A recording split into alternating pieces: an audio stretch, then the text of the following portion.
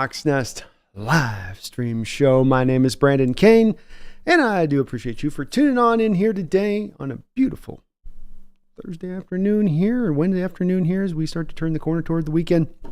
Hopefully it's a quick one for you if you got yourself stuck at work today. But I wanted to do this video a little bit on the back of an upload that I dropped here on the channel this morning.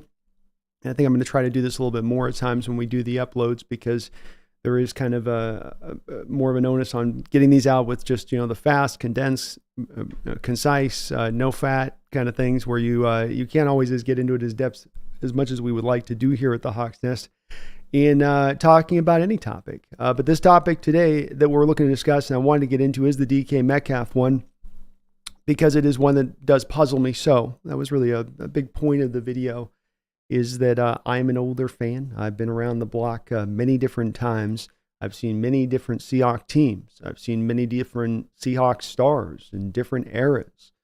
I know that we've had a good amount, actually, through our history, if you look through, but never quite come to the curious case of DK Metcalf in the way of sometimes how he's viewed or where perception is at versus what it would seem like reality to me. I don't have some sort of ownership over reality. Maybe I'm seeing it wrong, and truly there's this diva guy that can't catch with all this. But as I tried to go through those stats and look at even the closer stats, from the drop percentage rates to all that stuff up and down, it just doesn't seem to really fit to the narratives of DK. And it's not everyone in the fan base. I don't want to oversell this. It's just that it's a large enough contingent that I hear from and I see online, and hell, as I said in the video, we've even got our morning sports radio host on probably what's the biggest sports radio show in the morning at that time, pushing this forward as well as a viable option. And so it just has me with my head scratching here a little bit. This isn't even a Joey Galloway situation where with Joey, you had reached the point a new coaching staff had come in versus the old one that he had the productivity underneath.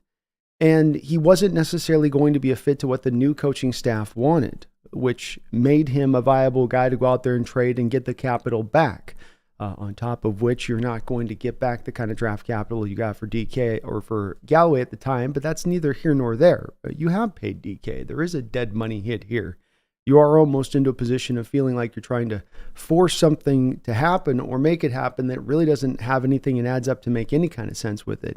And with the guy just turning 26 years old, and he may seem like he's been around this league forever. It's like, man, he's been back there since 19. He's only 26. Yeah, 26 years old.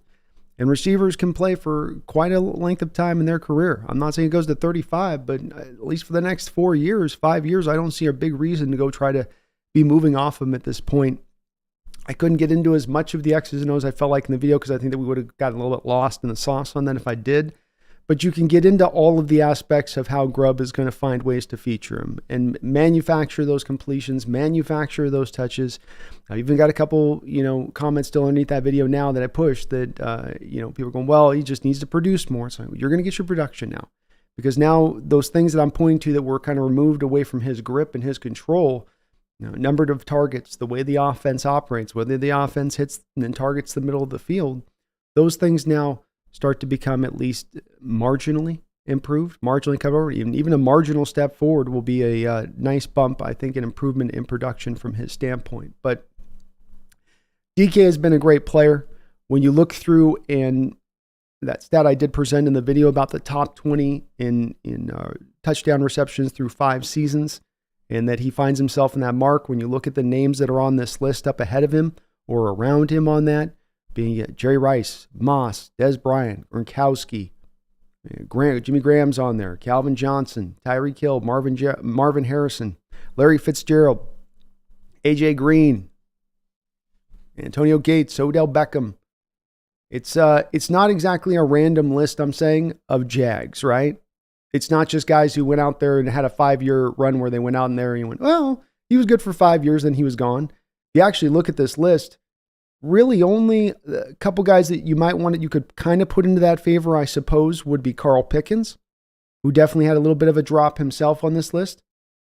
And Odell certainly was not the same of what he was through those first 5 years moving forward from mainly, as much as anything, probably due to injury. But aside from that, the rest of these guys produced throughout the course of the rest of their career. They weren't a 5-season off player. They were a player that, if anything, even had another further rise to their game, a further pushing up a little bit higher. And that's what I see when we look at forecasting DK going forward.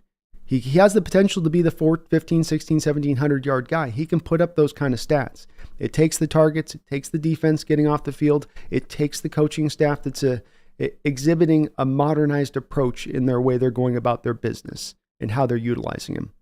Are there things DK can clean up in his game? Yes. I'm not saying that he walks on water or that there isn't some fair criticisms to be put in his direction.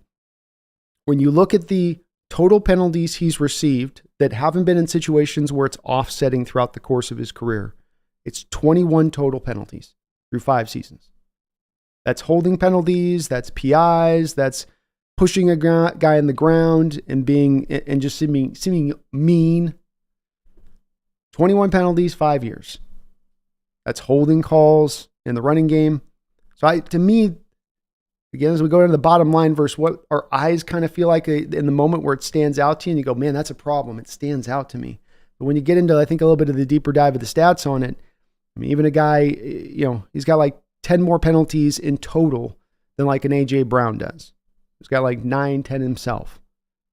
So it's really not outside the margins that far where you're like, man, he is out of control.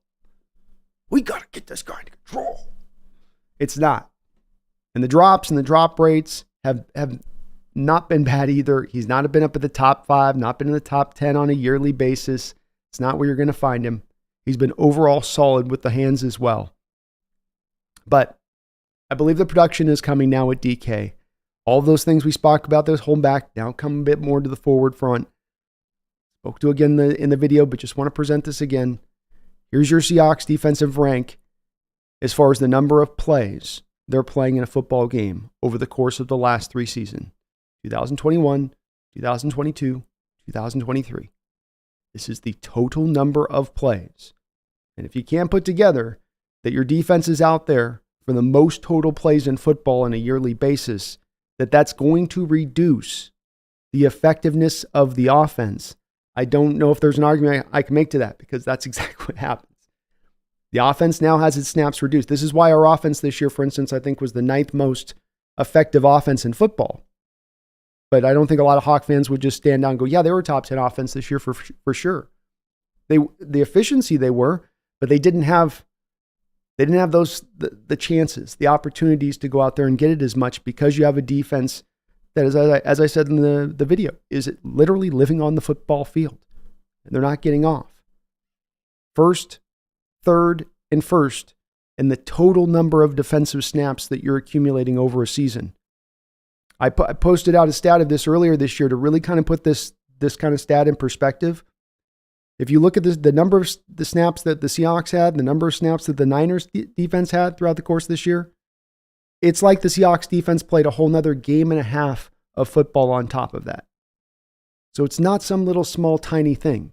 And of course, you have the Seahawks on the other side of this from a total number of offensive plays perspective at 31st, 20th, and 32nd, going in conjunction with this, just to again reiterate and show, offense is not in that field as much, and that's going to affect everybody down the line in their level of production, of course. Running backs, receivers, and yes, DK with it. Isn't the whole story of it. That's what we're trying to do in that video, and of course what I'll try to do today on the live stream, which is put more together of, okay, what's the whole story here on the lack of him ascending to 1,500 yards, to where he's not in that true superstar point, where some would try to point out to, well, he's to where he's being paid to get the pay from production. Like, well, I'm with that argument. I'm with the pay for production argument. But if there's other factors that come into effect on that, it ain't just merely on the back of that guy doing it himself. And football is not that sport to me where every guy's just doing it himself. There's definitely other factors that come into play on that. Got the targets, 119, 74 catchable passes. I can show you guys the site we got the data from. If there's a question on that, 66 receptions. So when he has a chance to catch it, he does so. Did so the year before that, 2022 as well. 141 targets. The targets are way up that year, but only 101 of them are catchable. These aren't throws going his way that are just bubble screens after all, right? We don't run really bubble screens to DK. These are usually a lot of high degree of difficulty type of throws, but they're not always coming in accurately to him or giving him a true opportunity. Now, is this where he should do more of his Calvin Johnson Megatron impression and jump, 15 feet up through the roof and go pick the ball up off it, where the cornerbacks are just standing there looking helpless because there's no way they can get that high. There's no way they can get that tall. I don't think that's his game necessarily. I think it comes out every once in a while, but it's not as much of his game. The thing with me on that, though, is it's really becomes kind of irrelevant when the bottom line is this. He's giving you the same statistical production from the position. That's the bottom line. Does he do this like Megatron does? Does he do that like Megatron does? Maybe not. Is there some things maybe he does that Megatron doesn't do as well? Yeah. And the fact that these guys are this close in statistical production through their first 5 years, and this is close. I don't think there was anybody in Detroit 5 years into the Megatron experience going, should we move this guy for assets? I think we should get some assets for this guy. I'm just saying, I'm not going to harp on it. I'm not going to drive it down home too hard today. But this is one where I feel real strongly that the best future ahead for our Seattle Seahawks is with DK Metcalf on this team. He is the truth. He has upside. He is still very young. He does this one thing now that seems to be a thing that didn't used to be as much of a problem, or maybe seemingly wasn't as much of a problem to my young eyes. And that is goes hard every single week. From some of your perspective, maybe he goes too hard. But I do watch a lot of tape now, and I'm struck at times by how much effort is just not the order of the day for some of these guys. They're not shy about it. They're not really trying to hide it. If you just kind of casually look for it, you'll see it, especially on the All-22. And here's a guy where that's just never the case. Where snap after snap, you're feeling his effort, where he's giving you all he's got. And on top of that, he's as productive as he is, and as young as he is, and still has the upside that he has. This is a valuable, I don't want to call it commodity, this is a valuable player to have on your team, and you can't let that go. You try to hold on to these kind of guys. The thing that still gets presented to me was a comment just literally presented into my video beneath the video I posted like 6 hours ago.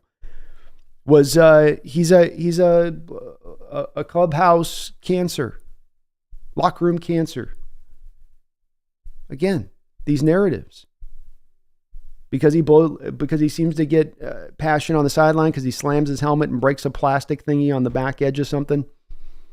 He's now a bad teammate. Russ didn't think he was a bad teammate. Bobby was just asked at the award show. They were asking all the players. I included the video clip. This is the part where it amazes me at times where I go, you posted that beneath my video where I literally include a clip in the video showing Bobby Wagner, a future Hall of Famer, saying that he's the best teammate. That DK Metcalf was your best teammate. Who's your best teammate this year? DK Metcalf. How can we at that point? I mean, I'm not going to say that there's a mic drop there, but what more further needs to be said by somebody that wants to push the locker room cancer side of this? Bobby Wagner just called him the greatest teammate. Bobby Wagner has earned his stripes on this team. He's been here for years. He's seen good teammates. He's seen bad teammates. We've known Bobby for quite a while. We haven't known Bobby to ever blow smoke up a butt. Do we? I've never known him to gas teammates up just for the sake of it. That's not really his style. He usually says stuff, he seems to mean it and be pretty earnest and straightforward about it. So if he's a cancer, you think that that'd be probably the last name coming out of Bobby Wagner's mouth when he's asked that kind of question. If you're going to tell me he's a cancer and that Bobby says that, then what is the story behind why Bobby would say that? It wouldn't be in the best interest of the Hawks him to say that. It wouldn't be the truth. Because he's buddies with DK, but DK is a cancer. But he's so good buddies with DK that he's going to have his back. Like, come on. Come on. The guy's a great teammate too. Another narrative that just should be, put away. Let's put that in a little chest and drop that in the ocean, and let's leave that one down there. We got no moments of him blowing up, no moments of him freaking out on the sidelines at a teammate. Sure, he's been frustrated at times. I think there's sometimes some valid reason to be frustrated when you have a team that doesn't target you, but one time through almost 3/4 of football, and you're as talented as he is. You're as good as he is. I want that competitor to be frustrated in those moments. It's one thing when you're up by, 30 points, and you might have a Jerry Rice over there going, I have my 5 catches and I have my 8 catches. Which is a moment I saw back in the day when I was a young kid against an Atlanta Falcon team, I believe, one day. Team's up by like 25 points, and he's over there just having a little hissy fit on the sideline as Jerry Rice, the GOAT.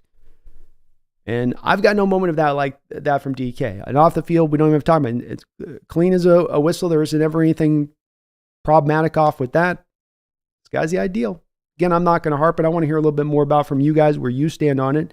If this is really a resolute feeling amongst the fan base or just a smattering of a few. And I'd like to believe that it is just the latter than the former. But like I say, when I start hearing some of this starting to get pushed out into more of a mainstream source kind of territory in the local level, especially from main source at the local level that might hear whisperings potentially or so, I don't know. I just go, no. This is not the way to do this.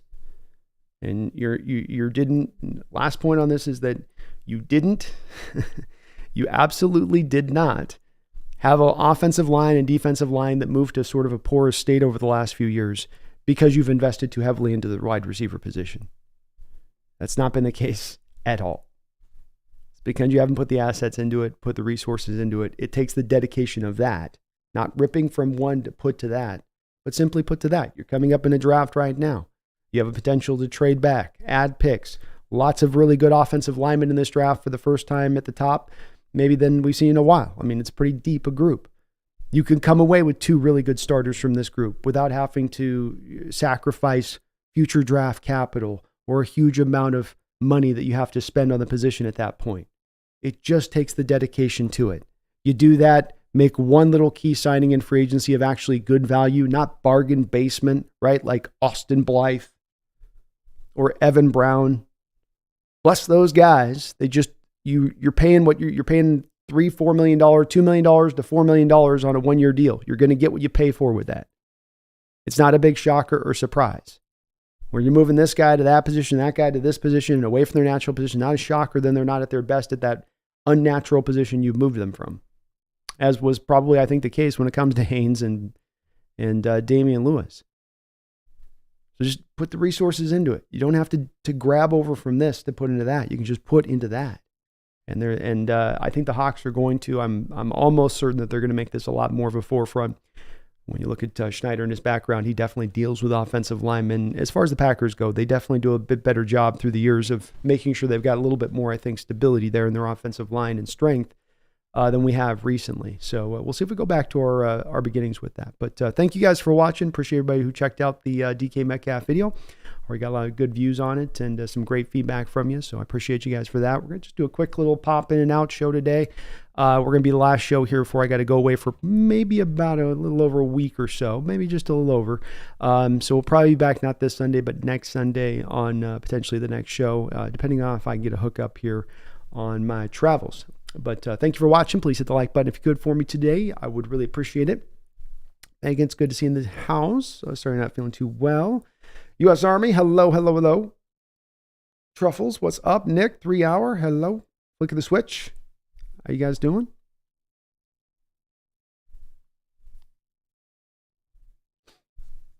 Catalyst says we trade him now. We will have a lot of dead cap space. Plus, he hit 1,000 yards this season and is still a great player. It's the truth, Catalyst. It's the truth. It's $23 million is not easily swallowed on the cap. And the thing with this is you can't think of it as just this move. It's also, the other moves, though, that you're probably likely to make as far as the dead money that you're going to cut away from that comes back into play on this. And, okay, we're at 55, 60 million, so we're cutting it all away. And I guess that's a little bit of what people are advocating for that take this position. But I think I go to the other direction like you do, Catalyst, and say, rather than do that, keep pushing forward in this direction. And, he's a very good player. shows up every week, has missed one game in his career. It's kind of the ideal in so many different ways. I'm not saying it's perfect, but Lord Boom, aloha B. I'm on a lunch break. Thanks for being on, so I don't have to sit and talk with Steelers psychos. My pleasure, man. Flicking switch. Well, how good was Detroit's defense when Calvin Johnson was getting his numbers? There was depends on the year. I was looking at this a little bit, I think, with it, but they were like top 10 in number of snaps when I was doing my research. I don't think they got to the offense was in a top 5 state, but the defense was, I think, top 10.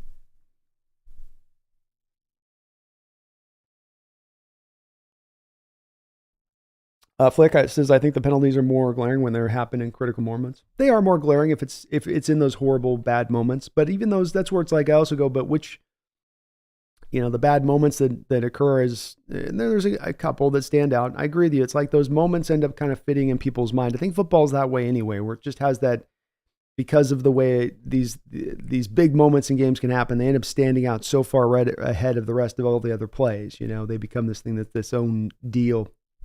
But that's why I think it is important to go back to the bottom line of statistically, what is it? Is it 55, 60 penalties through 5 years where you're just like, my God, man, you're like the Rasheed Wallace of the NFL. You're just looking to get a tech every other opportunity. When it's statistically, they don't really fit up to that. Haley says, did you all see the speculation about Jaden Daniels?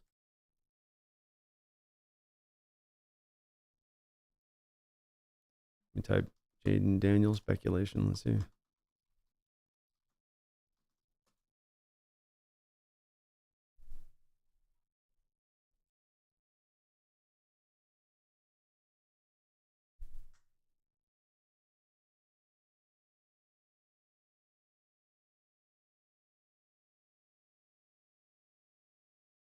You have to tell me what it is, Haley. Nothing's popping up on my deal. Kevin O'Connell, is Russ going to Pittsburgh? Makes a lot of sense to me, Kevin.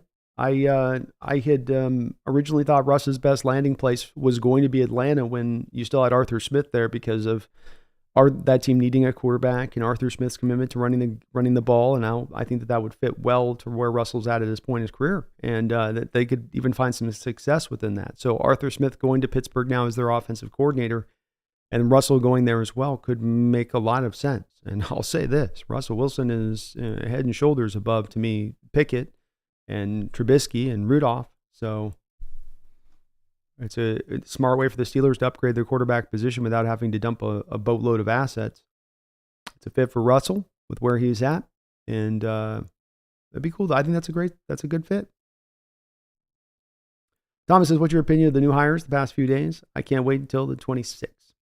I was trying to get prepped up for this trip and get this DK video kind of grinded out, Thomas. And when I'm in that and I've got the streams in between, it's kind of, I'm sort of just locked in on that, especially because I knew I had a clock ticking here where I had to get it out.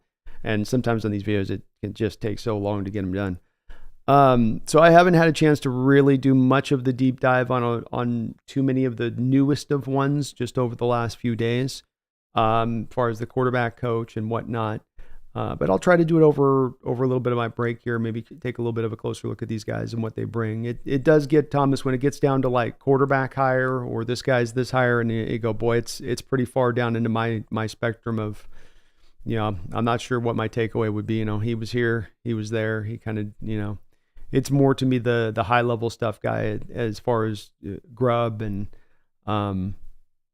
obviously McDonald and their influences and Frazier's influence. Even with a guy like Dirge, you go, okay, yeah, he's going to bring a good voice and he's got a solid background with the Cowboys, but it's going to be more probably specific within what's required of him versus what's normally required with other defensive coordinators. But with that said, again, I'll try to get a little bit deeper on those guys.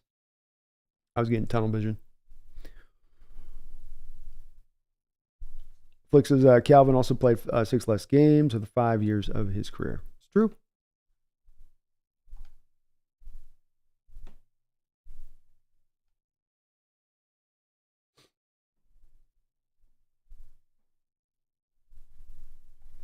Haley says DK was also one of 3 targets in our offense. Megatron was the target. Yes, very true. Stafford definitely leaned on him heavily. MN10 would say, what would DK's trade value be hypothetically? Well, I would say on the surface of it, Seattle would require whatever team was trading for DK to have to give up extra assets to accommodate the dead money the Seahawks would have to sustain by moving on from him. So if you take a trade like Tyreek Hill, or well, let's just take A.J. Brown, I guess. That's a better one. You take A.J. Brown going from the Titans to the Eagles. I believe they got a first and a third round pick, if I'm not mistaken, or just a first and a kicker, whatever it was. And the thing with that deal, though, is that there's no dead money there for the Titans to sustain, so they're just going to get the value of what the player is at that point, at his point in his career. With DK, Seahawks eat that dead money. There's got to be a bit built into the deal that sort of, I think, would have to be you give a little bit extra back then for Seattle facing that. So I still don't think that means you're going to get. The bottom line is I don't think a team's really going to be willing to do that, even if they should. You're probably looking like a late first and a late second would be probably the commiserate value that you get back for him.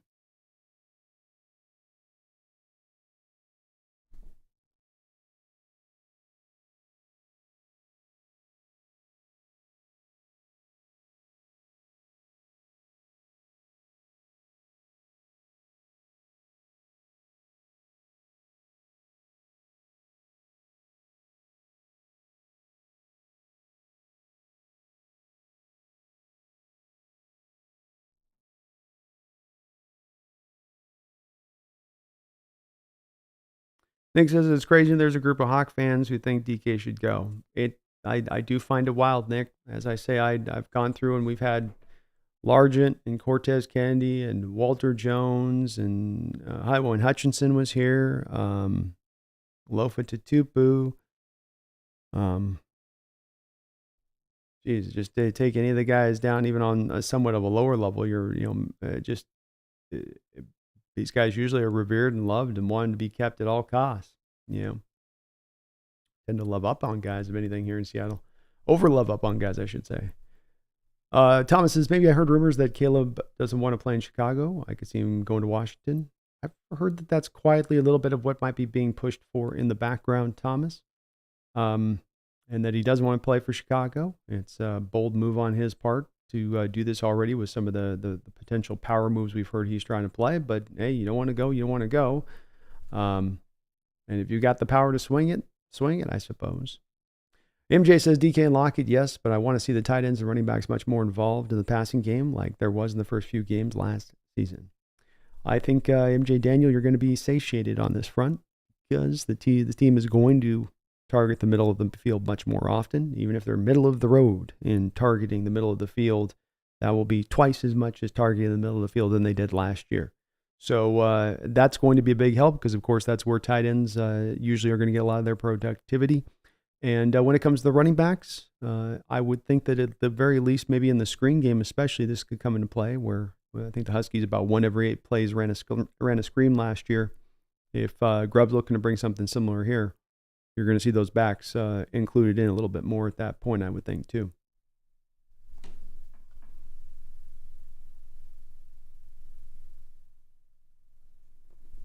Brian E. says DK is a wagon. Never takes a play off, either blocking or route running. Preach, brother. Preach.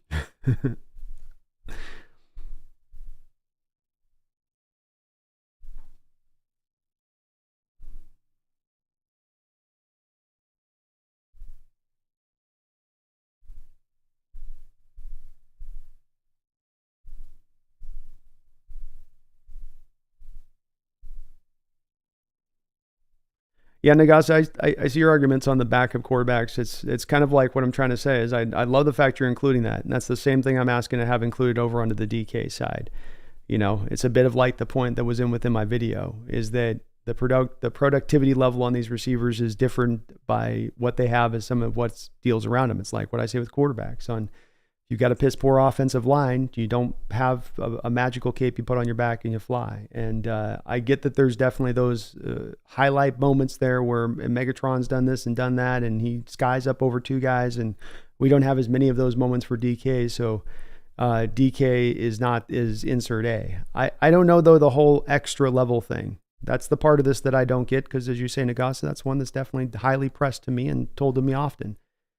If he's on a whole nother level, then through 5 years at this point in time in their career, and I could make as many arguments for the dealing with the detriments that Calvin had to deal with, the DKs had to deal with,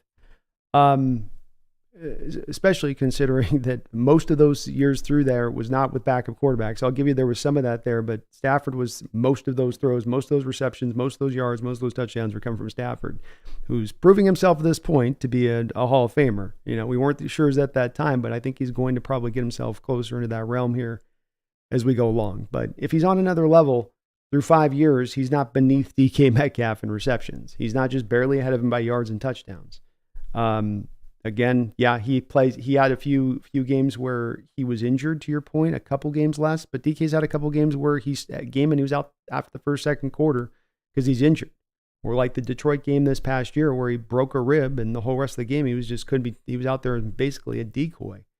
So we can go down that line on that a little bit. I'm not saying he's better than Calvin or even necessarily at Calvin's equivalent, but as the way you put it, a whole nother level. I don't know a whole nother level there being here. And if there is, the bottom line proof just doesn't seem to add up to that. Allures is, like I said before, and I will say again for everybody who did not hear me the first time, what are you talking about? Trade your mama. Trade your daddy. But we ain't trading DK Metcalf.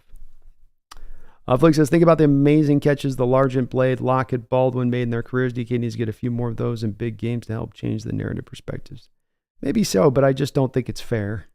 I think it's kind of quite unfair for guys produced from day one and produced at a high level at that. And Samuel says, getting rid of DK would be insane. I can't wait to see what he can do in Grubb's offense. You have to assume McDonald is smart enough to actually use him. I would hope. I would hope there would be more of an onus placed on this, Samuel.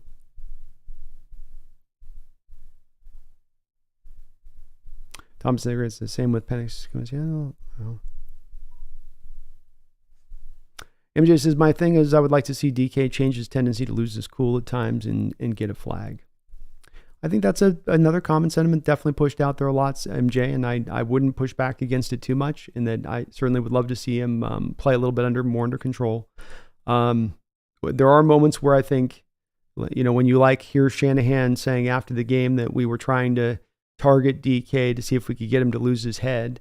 It's like, well, you have a head coach saying he's advocating for his players basically trying to F with our receiver for a whole game. And then you have that same game, your receiver sitting on the ground and Fred Warner goes and slams both of his hands into the back of his surgically repaired neck while he's on the ground with his back turned to him. It's also like, some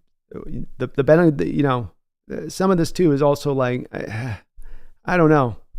Even the Bengals game, for instance, it's a clip I showed in the video where he's got Cam Taylor-Britt over there, and it's in the middle of a play. He is blocking the guy in the play, and DK comes up to Cam Britt, and he gives him one arm shove to go, okay, Cam, you're getting blocked. I'm about to block you here now. Get your head up. And Cam Taylor-Britt's doing that thing that cornerbacks do, which is that I don't really want to tackle, man. I'm like in the play, but I'm not like in the play. And so DK gives him a good two-handed shove. And it's like, that's how football is. You can't come on that football field going, I'm just kind of like, making business decisions today, DK. You're just kind of big and scary, so I just want you to not hit me hard, so I'm just going to stand here and hope you don't. That's not how football works. And now are there a couple of other spots where the Witherspoon maybe hit in the Ram game? Maybe. I'm with that, but again, and even on that one, he wasn't flagged for that. It was the reaction afterwards. That it was taunting. They got reacted for. But again, it's definitely something I hear a lot about with that MJ. But I think on a couple of those moments, we got to discern the one moments from the others where it's not all, just the second he gets angry, him in the bad, like that Warner situation, for instance, is one that strikes me of he has every bit of a right to come over there and grab Warner by the face mask and go, "What are you doing, punk? What are you doing? This is my career." Jordan, thank you for the $2 donation. Thank you for the $2 donation at that. He says it's the loud minority. I think indeed is it that. I think the majority of Seahawks fans appreciate DK Metcalf and love them. I think you'll see it under the comments of the video I posted, is that overwhelmingly people feel, I think, similar to where I'm at on this one, and that they go, this doesn't make sense. This is wild. Why? Just why? But nonetheless, it's at least a loud enough group I hear from. I felt like we did need to address it on it. But thank you, Jordan. Nick says, imagine an OC being able to run the offense the way he wants. It's going to be fun to watch. Oh, it is. Especially when you got a guy like this that is capable of doing a lot and being such a problem on the football field, of drawing so much attention. A big part of what Grubb wants to do is free guys up. And if he's got a guy that's going to be pulling the attention, DK is, he's going to be able to take advantage of that on defenses and force them to play cleaner. And what I mean by that is have to force them to play away from the bracket coverage on DK, or else sacrifice leaving a guy open in space somewhere on the football field that's going to be wide open for a nice little yak play. Might just be 6-7 easy yards, but that's what Grubb will do a good job of attacking in with. And then the second you pull back in, Grubb knows how to then go back to those shot plays, which is where DK doesn't lose any of that ability to still take the top off the defense with this new offense. Have a good one, Megan.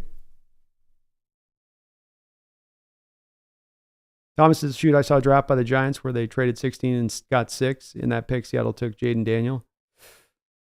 I don't see Daniel lasting a 6 at this point. But that'd get the fan base hyped, Thomas.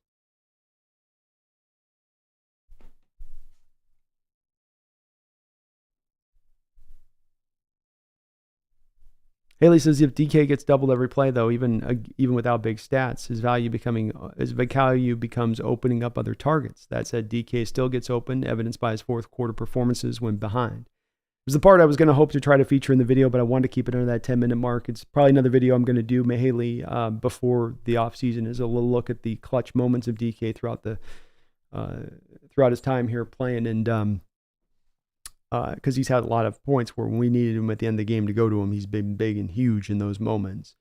But yeah, you mentioned a good point. As I was saying there about Grubb offense, is even when he's not getting targets, he's still finding a way of being value. And that's both in the blocking game or in the amount of double teams that he's going to receive over the top that's going to free up other guys in space to work. And that's the whole thing with football, is that if you're going to sacrifice to one, there's no magical way to cover up the other. You're going to double team to one guy. There is going to be a place and a hole in the football field for you to attack. It's a matter of, do you have the smart enough offensive mind to go and attack that area? And we've had it at times. I don't know if we've had that consistently in play, though, on our offenses. Stephen Smith says, still have the same opinion on JJ, even after the NFL teams that love him?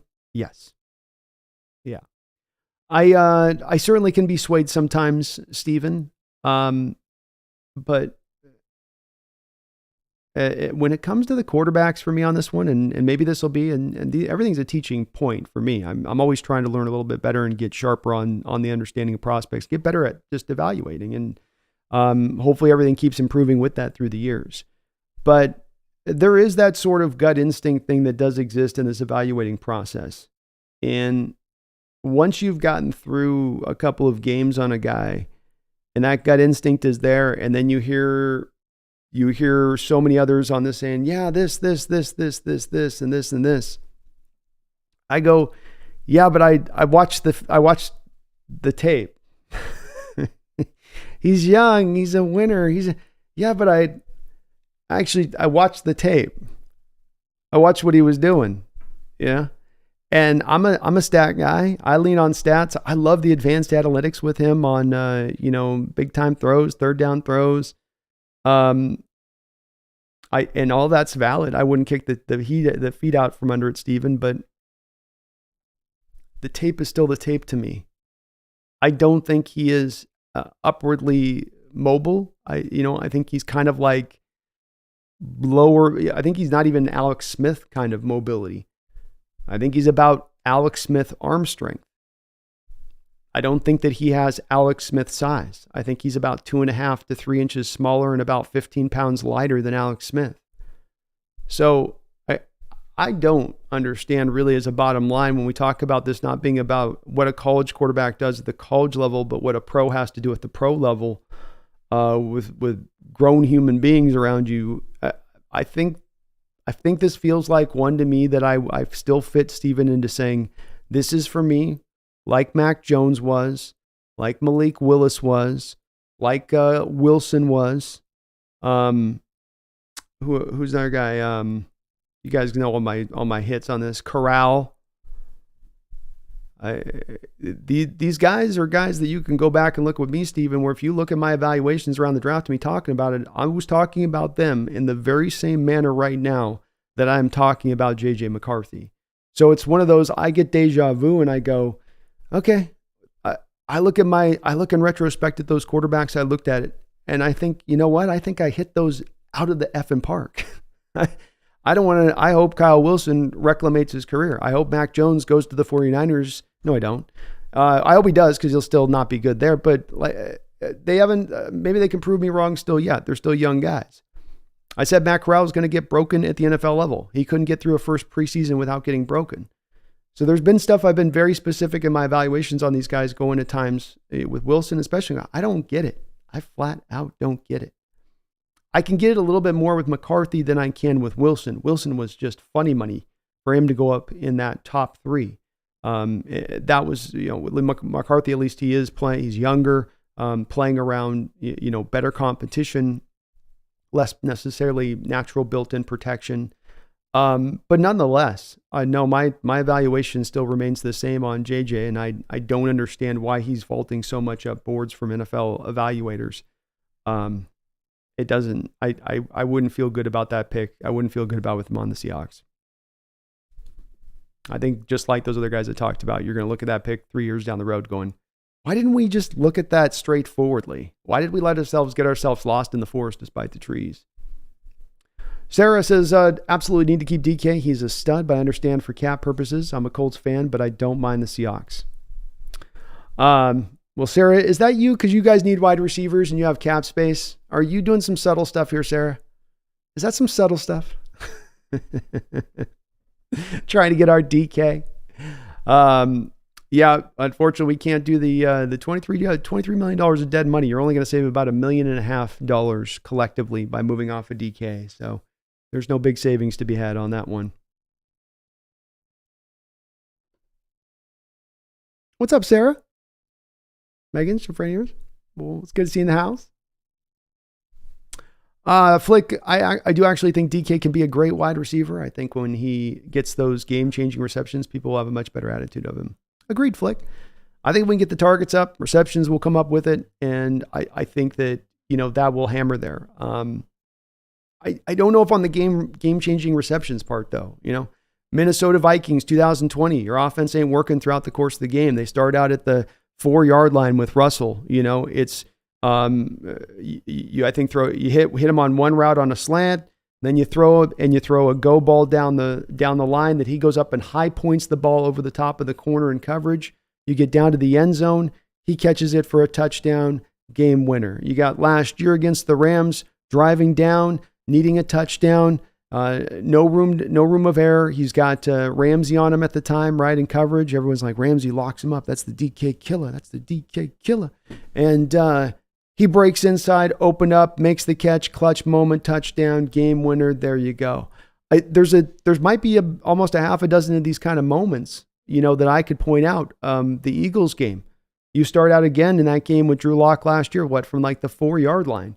You got to first throw it in on a post route to DK. Then he makes the catch on a low throw by Lock. Bang, gets the catch, comes back up. You're into a clock running down. You have one timeout, 1 minute and 27 seconds or something like this at this point. You're up to about the 17-yard line or something like that.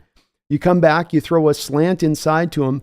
The ball is thrown to the cornerback. If you go back on that flick of the switch, look at that end of the game again where Drew Lock throws it to the corner.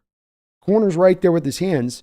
DK comes in with that big paw and just pulls the ball back in for a reception. And not only getting the conversion for the first down, but preventing the interception, comes back then a couple plays later, catches a 9 route over the top in cover 2 with the safety bearing down on him, about ready to whack him, makes the catch, says, F my body, make the catch, makes the catch. And then Jackson Smith, of course, catches the bomb from Drew Lock at the end and gets kind of all the glory at that point. But that was the game-changing receptions of 3 on that final drive from DK Metcalf. And so I don't know, man. I think it's more a flick of the switch. It's just purely production, and that alone going up will do it, because there's a lot of these kind of game-changing moment plays he has made where it's like, you think those would stick in people's mind, you know? I mean, for instance, flick of the switch is his playoff. Guys played in 4 playoff games, 26 catches, 550 yards in the playoffs. 3 playoff games, 550 yards, 5 touchdowns. Set a playoff record as a rookie for most receiving yards by a rookie in a playoff game in his first one. And in that same game, by the way, finished the game with what? A Calvin Johnson Megatron high pointing the ball between 2 defenders catch. Peace sign. We're out. We win. Have a good night. I don't know, man. I think the big moments still aren't I think it takes that and the production. I think he's got to hit basically that 1,500 yard area to finally pull everybody over. Not everybody. I think most people are there. Like I said, this is a minority, but I'm trying to bring that minority to us. Trying to get everybody in the consensus point of view. I know it's a hard place to get to in this realm of things, but I'm driving for it. Devo Martzall, thank you for the $10 donation. I really do appreciate you for that, Devo. He says, I'm thinking DK could have a really big year with our new OC. Appreciate a last-second show before vacation. Enjoy your time away. Go Hawks. Well, thank you very, very, very much. I really do think he is going to have that big-time year this year. And it's health willing, of course, but I feel like Grubb understands how to utilize his playmakers on the outside. He did to the utmost. You know, he was able to include all 3 of those big-time receivers on the outside and still find a way to utilize his back Johnson really well. I mean, hell, even Westover still found his fair of targets and catches within that offense. So it's one that will spread the ball around, but will be able to find, I think, those creative ways for DK to get open. I mentioned in the slot, being able to utilize him in the video more. I, for many years, didn't think DK could maybe as much work in the slot. But when they did put him into that point last year, you saw him, for instance, on the slant routes be almost uncoverable. His big body in the slant in that short space is just too hard for those smaller slot cornerbacks to get around, and it becomes just feeding the big man in the post is really what you're doing on that kind of play. And that's the kind of stuff Grubb will go to, and he won't have to overthink that too much, I think, to lean into that type of stuff. The crossing route out of the slot as well. That play that he hit in the Ravens game, right? Where one of those games where we didn't target him for, I think, the first 2.5 quarters. And then you line him up in the slot, run the crossing route over the top there, and it's open, and he's running for days a little bit there. So agreed, Devo. I think he's going to find a lot more success in this new offense and take that top point up off, and hopefully maybe bring people over.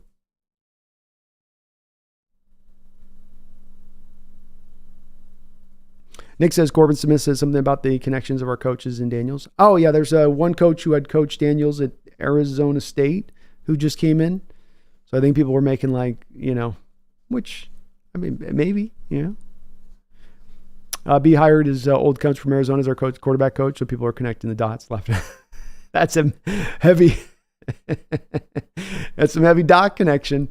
But, I mean, maybe. That one seems a bit, we're so far out right now on the draft to have somebody be trying to have we move up to like 6 or something and think we're going to get him there, especially pre-combine.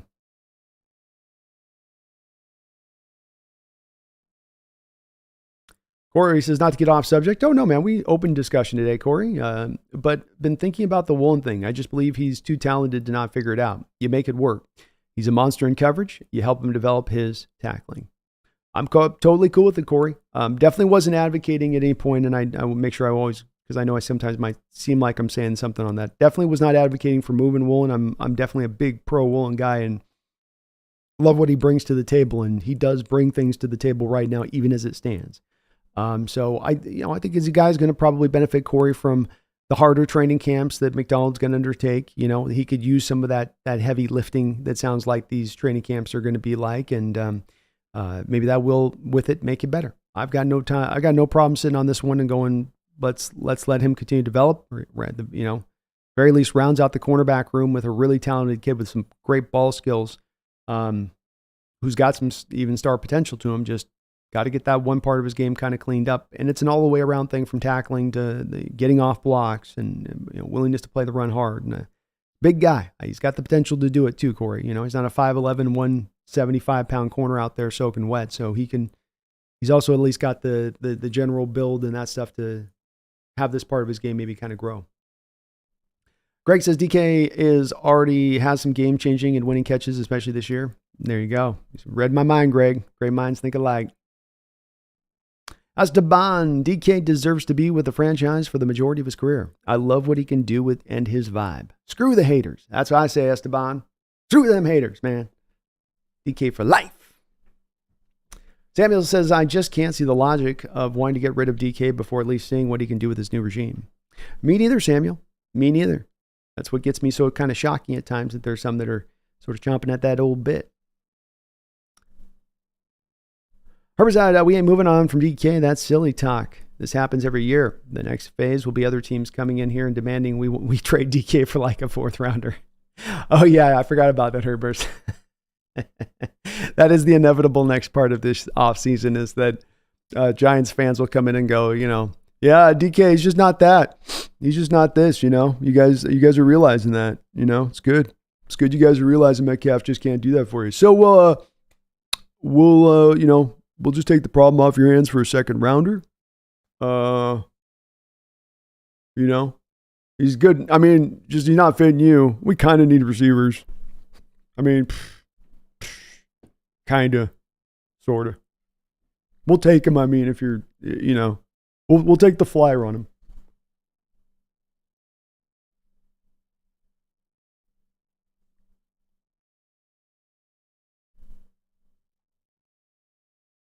I'm tired today. Oh, Crohn's figured out. Good. Metcalf, thoughts on the new coaching hires? I don't know too much about these guys. So one guy worked with Jaden Daniels, but I don't.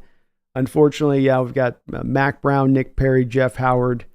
Not too much I know about them. Sorry, guys, on that one. And I just got, I got a little bit, when I get the head down on the videos, and I had the kind of this timeline tick into where I had to get, I'm heading out tomorrow, so I need to get that Metcalf video done. So just once I'm in that range, it's kind of like maybe some background music is working and I'm grinding on a video all day and there's not anything else I'm doing. It's just laser in. But I'll try to take a little bit closer look over the next week at him.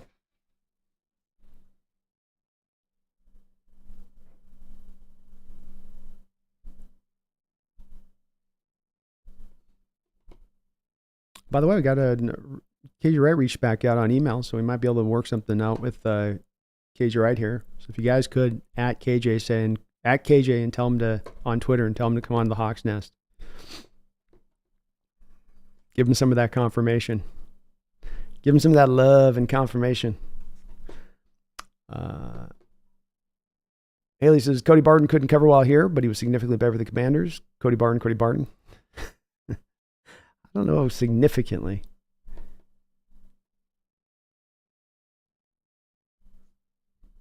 Ran the Cut says, remember when DK absolutely mossed our old friend Griffin? I remember. I included on the video this morning, man. I had to include that in the video. Yeah, that was an awesome moment.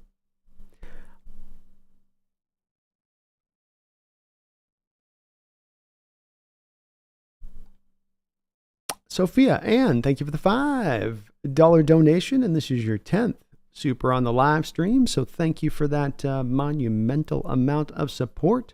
I really appreciate it. New regime will help DK be better in receiving yardage and touchdowns. They will use him right. Offense and defense will be exciting this year. Go Hawks. A lot of times in life with me with football, and sometimes it's almost like to me a formula forms in my mind, Sophia, to your point. And go Hawks. Thank you for that donation. But It's a bit like a formula in my mind.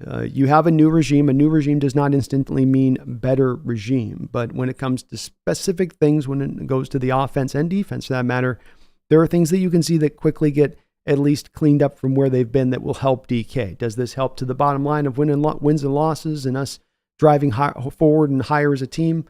We'll see on that other end of it. When it comes to merely impacting, let's just say, DK's production, I have an offensive mind now, more into and willing to attack in more creative ways and have more creative approaches to finding ways to feature his number one wide receiver, like he's been able to do the past 2 years with Romeo and Dunzier out there at UW. Not like teams didn't know Romo was out there, not like they didn't want to put some attention over on him, right? But he still produced and produced on most weeks when he was out there playing. So he knows how to take advantage of that. He will take advantage of that. The pass protection comes up a little bit better. There's another improvement point. Your defense gets off the field, not in a league worst state. Just get it like 15th. Get me off 32 to like 18. And that's going to be that much more time the offense is on the field, that much more time now DK's out there to produce, to have more snaps, to get more touches, to get more targets, to get more receptions.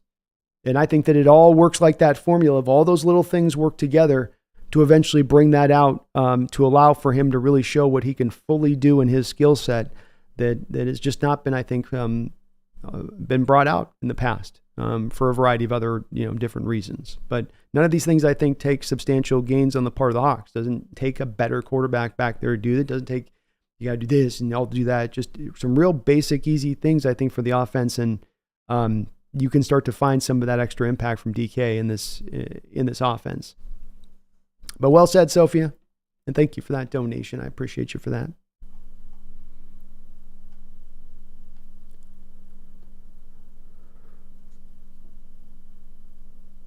Greg says, just off the top of my head, DK game-winning block for JSN. Boom. Third down catch versus the Lions. Sets up game winner. Boom.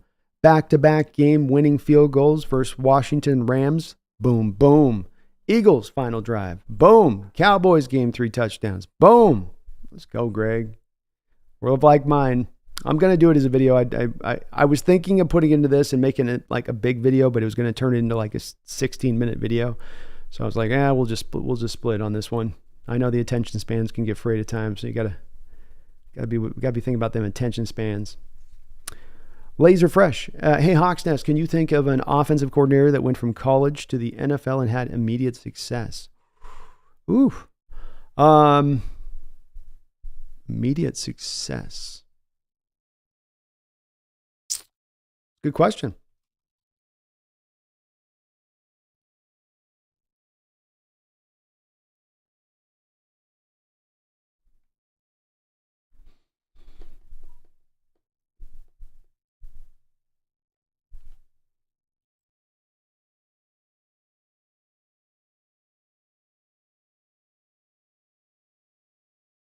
Well, I mean, if you want to parse it a little bit, technically speaking, Chip Kelly and his offenses with the Eagles when he walked in the door was pretty good. Teams eventually solved it and figured it out, but it was at least initially okay. I think the one thing in this question that it has to be kind of considered is how often, because, okay, so what I would think is a little bit based in the question, I could be wrong with this, is there are coordinators being hired up from college, being given chances at the NFL level, and then them failing. So it's like, it's a totally fair question, but that would be my counter back to you on the question there with it would be, how many are being given actually an opportunity to make this leap? Does not 99% of the NFL teams, when they make a hire for the coordinator position, choose to make that hire from within somebody that's already in the NFL? And that in itself may be an indication of, well, that should tell you something about whether or not it's a smart or dumb hire. But then I would also say that that doesn't necessarily inform you of that. That just informs you that teams don't like to take that risk. It is a risk. It's part of, I think, the part I've acknowledged here where there's that boom or bust part of this deal with Grubb and a lot of this coaching staff that you can definitely see. But I think that there's a lot of fail rate in those retreads that people go through too. And decide to keep, spinning on through, hoping that, this guy or taking the risk on the guy who's like Inglestrad would have been a passing game coordinator. that would have been your offensive coordinator. It's like, well, what's the value on that versus the guy like who has at UW been going through this and doing it? Who has the more richer experience at that point? It's a good question, but that's the part when I'm thinking about it that I go back to. I go, yeah, but no teams give these guys that chance.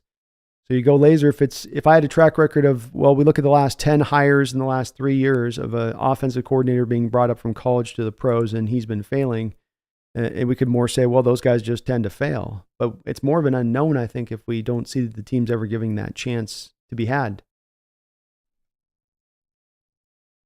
Haley says Fred Warner's a punk, not quite perfect levels, but up there with the same type of bullshit. Yeah, he's got some of that in it. Of course, we saw it even Haley in the Super Bowl. There was one play against the Chiefs where he comes in at the end and the guy's already on the ground and he just comes in there to drop on him. I don't think he's, like you say, I don't think he's at Burfict's level. And he's a really great player, definitely one of the best middle linebackers in the sport. But he's got that little extra to his game that he does, and that's fine. You want to be that way, that's fine. But his reaction on that play to DK is exactly what bullies or those guys that do that type of stuff do, where it's like a little bit extra. Here, let me twist your nutsack down at the bottom of the pile. You come up and you look irate berserker mode, and everybody's like, look at how out of control that guy is. God, I'm just standing here. And it's like, come on.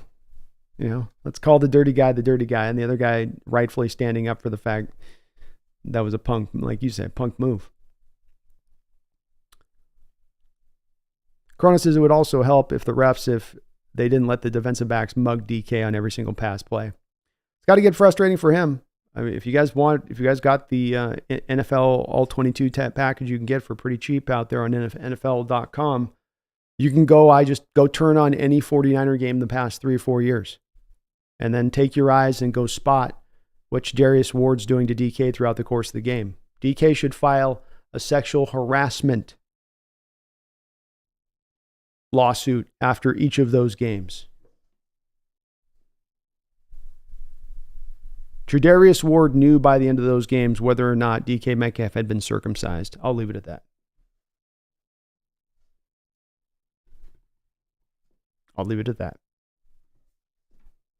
But yes, I agree with your point on that. Samuel says Pumpkin knows not to trade DK. Absolutely she does. She knows value. You like DK, right? You're a DK girl. Metcalf. Give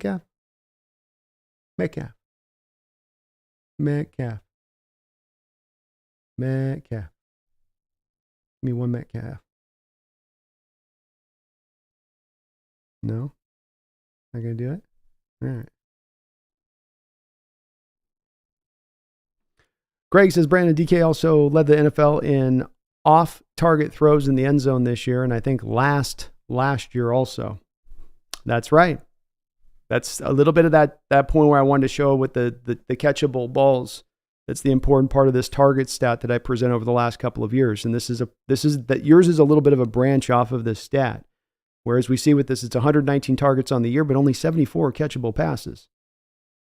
It's one thing to be targeted, and targets tell you a general story about how a team features a player, but it doesn't tell you a little bit about the nature of those targets, does it? And this is where it's always about marrying up the eye test and what you've seen on the field to the data, to the statistics. Because to my eyes, I go, man, there's a lot of throws in there where we're just not giving him the chance. There's no opportunity for him on these throws, and especially, as you mentioned, down the red zone. The red zone one being is that I wonder if it's a part of how they coach in they're being a little protective down by the red zone in the way that they played recently, and it's better for you to throw the ball 2 yards out of bounds than give the guy the trust throw to let him try to moss, because those throws get intercepted a lot. So don't do that, kind of that thinking of it. But those get chalked up as targets to DK when it's not really true target if you're not giving him a chance to get his feet in bounds. Yeah, great stat, Greg.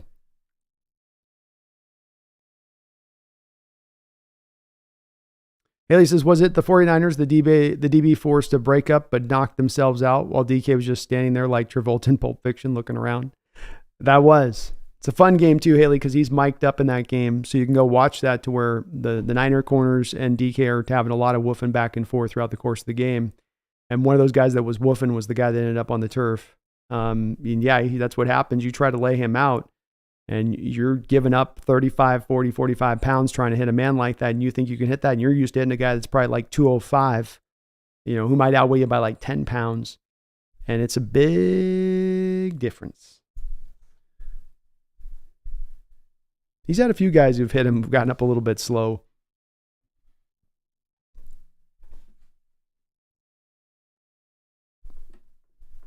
Well, here I said, got some good news this morning while I was at work at 5:30 in the morning. Hell yeah, brother. Hell yeah. Haley says, I could see John Schneider liking Jaden Daniels. Mobile with a big arm and solid mechanics that's gotten better each year. Good pressure and seems like a leader from most accounts. I think those are all spot on assessments. His year this year, Haley, was one where, quarterbacking in the college is about, being great and showing how flashy you are, but it's also about improving and showing the ability to improve in your skill set over time and taking big leaps, and leaps not just necessarily in one area, but you can see where you've really put in that lonely work and grinded your offseason butt off to get there. And Jaden came in this past year and he added a little bit more weight. And it seems to be pretty consensus across the board at this point that his decision-making in the pocket, his poise in the pocket, just everything down the line was improved. Accuracy, arm strength. It all just took a big jump forward this year. And it wasn't bad last year. It just took a big jump forward across the board. That's how you get a guy get into a Heisman season like he did this year. Like his mechanics as well. I have a comp of him, Haley, of Randall Cunningham, but he does not have Randall Cunningham's windup. He's got the quicker release than Randall. I think there's a lot to their two games. The one funny thing that I'm going to include on a video if I do with Jaden Daniels, because it's becoming a meme on Twitter, is when he scrambles, it's like a crash test dummy at times in the open field. And if you guys want, you guys can probably just type in on Twitter, do a search on Twitter, Jaden Daniels crash test dummy, and somebody's put a clip together, and it's and what they do is it's hilarious because they've put the Jackass, the Jackass theme behind it, and it's him running to the Jackass theme because he's just getting demolished. I mean, lit up, and I'm not even doing this. It's like not a shade at him thing. It's just like he doesn't get down, so he's like these defenders come up and they're like, I think probably expecting the slide. And he's like, I ain't sliding. And they're just like, whoa. And then he just goes flying. But look it up. You'll laugh your ass off. You'll thank me later. Kevin O'Connell, what do I think about Joe Milton? I think that there's going to be a couple guys in the 5th, 6th, 7th round at quarterback that you can get that are fringe guys at the NFL level, fringe backup guys at the NFL level. With Milton, you'd actually get a guy with some tools and some upside. And, he's a bit like Geno Smith if you were to remove the decision-making and processing in the pocket. You'd have like a Joe Milton. A lot of good physical talent, but he probably could have used another year of maturation in college.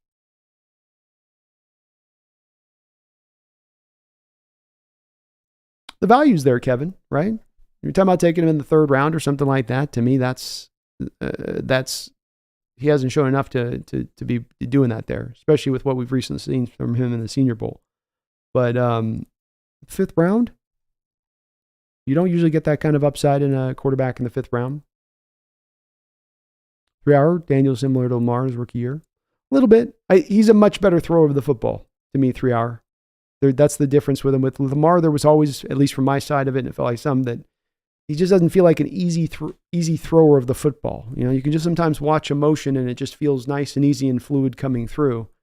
With Lamar, it wasn't that there's a wind up to it. It wasn't that it was an elongated throwing motion. It's almost kind of one of those things kind of hard to put your hand on, but it just didn't feel like a real natural throwing motion. The ball didn't come out with a tight spiral. It's got kind of that little bit of a wobble come out of his hands. Daniel's got a little bit more of that stuff on lock. It's a little more of a compact, tight delivery, right over the top, whips it through. Ball comes out with a nice spiral, real catchable ball. Greg says, Brandon, I think J.J. McCarthy has a Matt Ryan. At least he has Drew Brees, Purdue Chargers athleticism. Oh, I'd go there. I'd give him that. He's going to be, he's not statue, and he's not mobile. He can move. Greg, he can move, and he can move and throw on the run. They've got those analytic stats that show how good he is about throwing on the run. So, this is a problem we have with Michael Penix, for instance, is you ask Michael to start to run 3 yards to his right, and the ball suddenly, his accuracy meter goes, and you just go, whoa, Michael, what happened here, buddy? Where McCarthy can deliver that ball on time at that point on the move, which is a big benefit because on the NFL, you're going to be on the move quite often. That's you're going to find yourself in that kind of pickle and predicament a good amount. So I don't think that the thing I would say is the difference with so we got Matt Ryan, and maybe that's a fair comp with Matt Ryan. I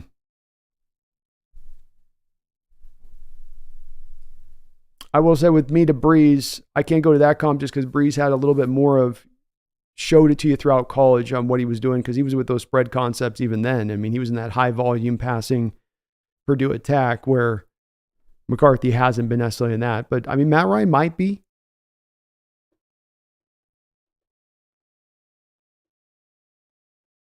It's an interesting comp. I tell you, I come down to it though too, Greg, and I go in this modern era, I go, man, I don't want a Matt Ryan. Yeah, I know the man won an MVP and all that, but I go, yeah, I don't know if I want. I don't know if I want to seek that out, even still with that. Yeah.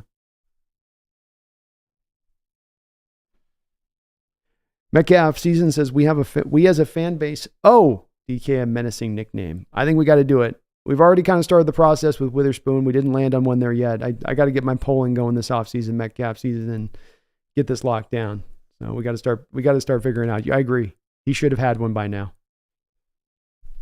Greg says, Brandon DK also has the second most 50-plus yard catches in playoffs all time and only needs one or more to have the record. Wow. Yeah, that's need the guy to shine. Big moments, he shined. He's shown you already that he will do it when you're going to need to call upon him. And this guy's just why there's a lot of reasons I really do want DK to remain here. And it's not just, well, I just like him out there. And not just the production, not just how hard he plays. It's these moments too, where a couple playoff games he's already shown you he's going to come out there and take that game to another level. That's what great players do. They have another level that they can kind of tap into when it comes in the playoffs. And 26 catches through 3 games, 550 yards and 5 touchdowns isn't tapping into another level. I don't know what it is.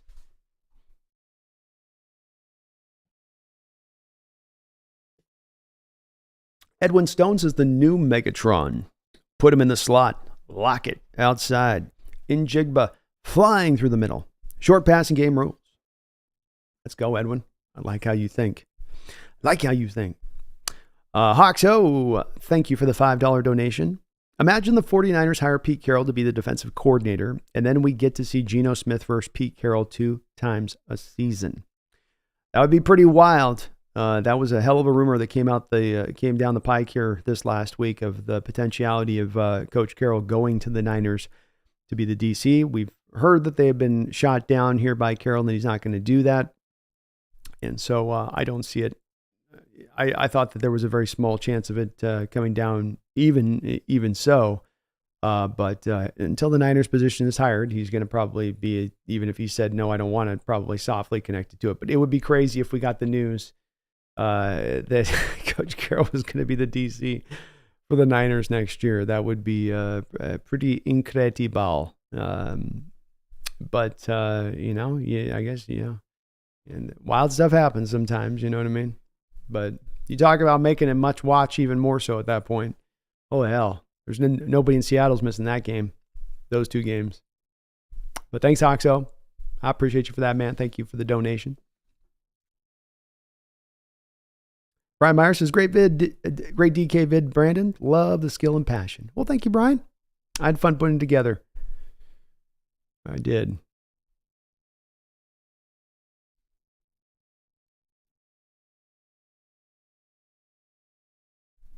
Thomas Cox says, what is one player that is a must-have in the draft?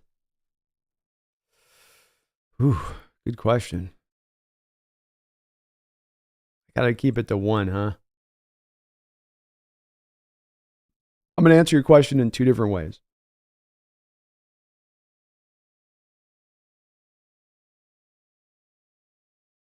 Mm. Mm-hmm. Mm-hmm. Man, must have.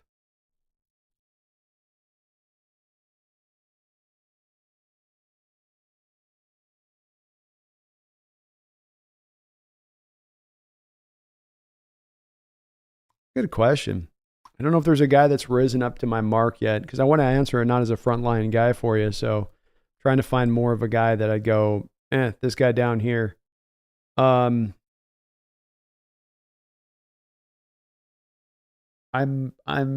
pulled to say, let me answer it the first way, which is to say that you've got to me, come away with one of Cooper Bebe, Graham Fatanu, or Graham Barton.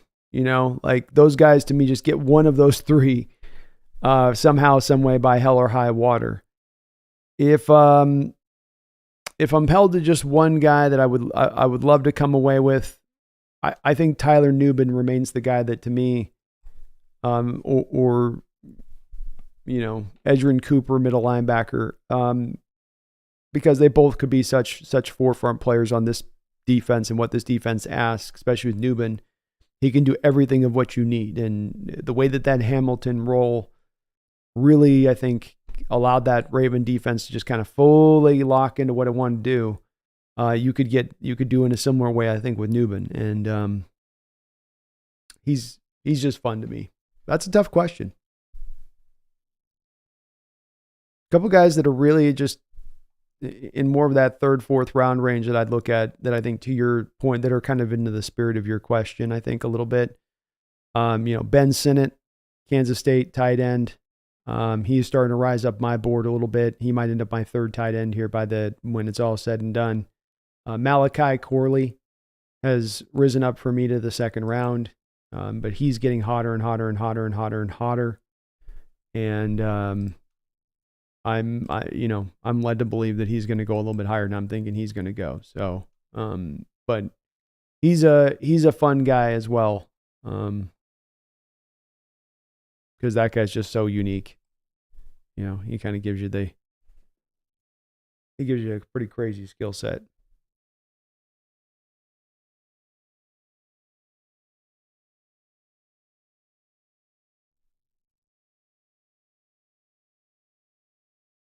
Dacian, DK's top 3 fastest player. You could argue fastest too, with the fastest ball carrier speed in 4 years. He could probably run even faster too. Yeah, I believe he had a combine run 1.46 10-yard split at his size, which is just so ridiculous. So ridiculously dumb that he got that. Still can't believe he lasted the second round. But yeah, agreed.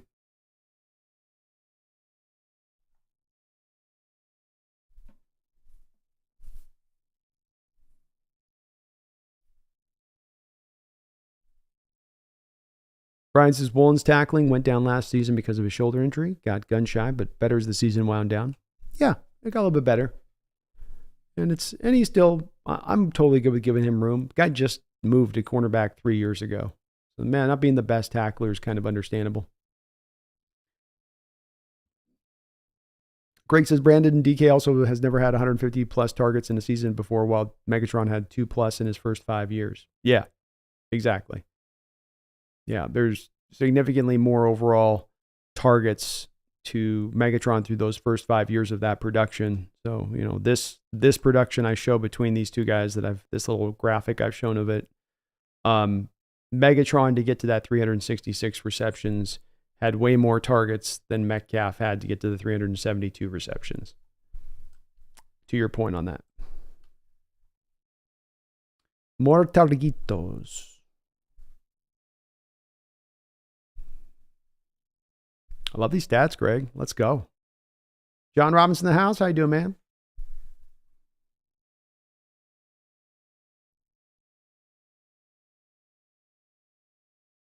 Thomas, I like Westover. Brennan keeps telling me that he's going to be an undrafted guy. I don't know, man. Somebody might grab him up in that 5th, 6th, 7th range. Greg says, I don't know why, but listening to your streams is perfect for the gym. Appreciate all you do, Brandon. Well, thank you, Greg. I appreciate you for watching, listening, man. Get a good workout, man. Get a good sweat. John says, to be honest, I was so against the DK trade before, but this draft is so stacked at wide receiver. If there wasn't a huge dead money hit, I would have been open to it because players like Leggett. Legette's a very good player.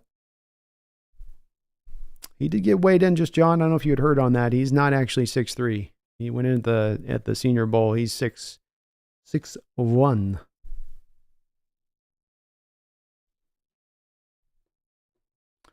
Holy Hand Grenade B, are you worried that no college OC has worked as an OC, NFL OC? Is Grubb the outlier? Well, again, I think that I can point to Chip Kelly in the last 8 years. I don't think that he did a great coaching job there. I'm not advocating for the fact his offense was magnificent, but when he got there to the Eagles, he got, 42 touchdowns out of Nick Foles on the season.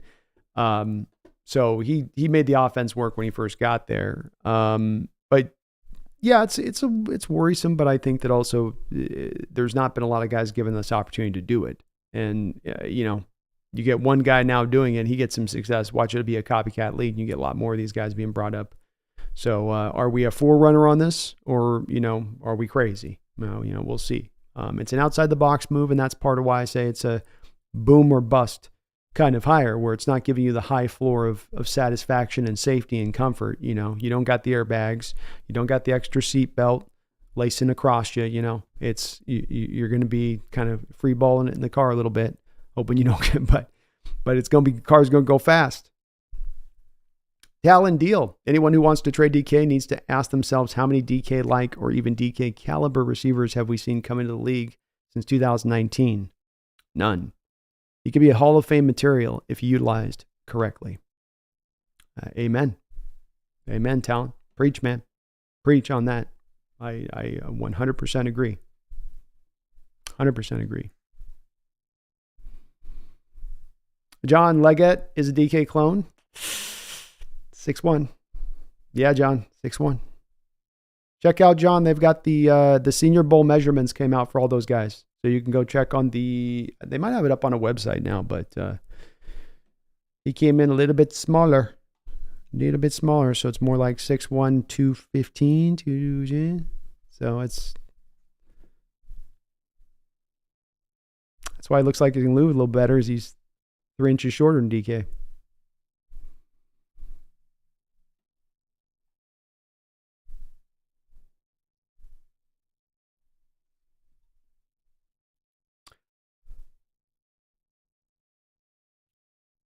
Penix would work good with him, for sure. Haley says, I like Rice and McCaffrey, but the latter has some big question marks. He reminds me so much, Haley, of his dad. It's kind of weird on tape. He's not as tall as his dad, but that whole son has the gait of his father thing. Frank Gore Jr. has it too. He's not his dad, in that he's a lot lighter of build and thinner build. But that gait, same kind of gait, he's got it too. But McCaffrey would be all right. I was trying last night, Haley. I was looking at McCaffrey and trying to place on my big board where I wanted to set him, whether I was putting him between round 4 or 5. And might just be one of those guys that just kind of finds a way to get open at the next level, But he's an interesting prospect.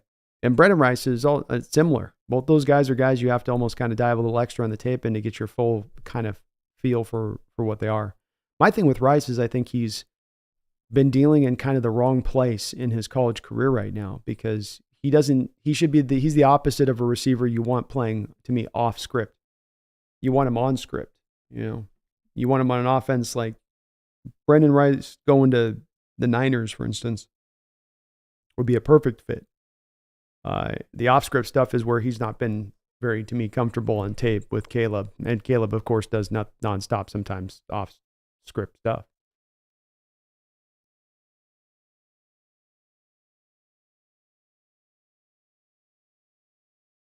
Eric Knipp, there was a lot of weird coaching decisions. There's been some strange things that have come down. I don't think it was all dumbly placed. I'm not trying to bang on past coaches, but I just think that whatever the decision-making that led you to target the middle of the field at the 30-second rate, or have your guys, throw, when you get down the red zone, throw the ball out of bounds, or barely inbounds, but don't really give a lot of room for your guy to get a chance to put his feet in because you want to ultimately make safety and not scoring a touchdown the onus and the priority. I think it's more of that, where there was a shift of where they wanted those things where I think other coaching staffs would look at it and go, let's try to get the touchdown. Let's see if we can get his feet inbounds and get the score here. Let's trust our 6'4" guy that runs like a deer and can jump 40 inches. Let's see if he can maybe go up there and get the ball. Give him a chance.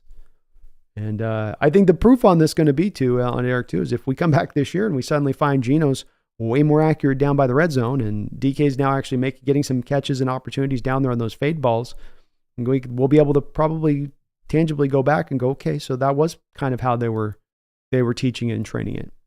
The old story, and it's the one I've referenced often to support my position on this.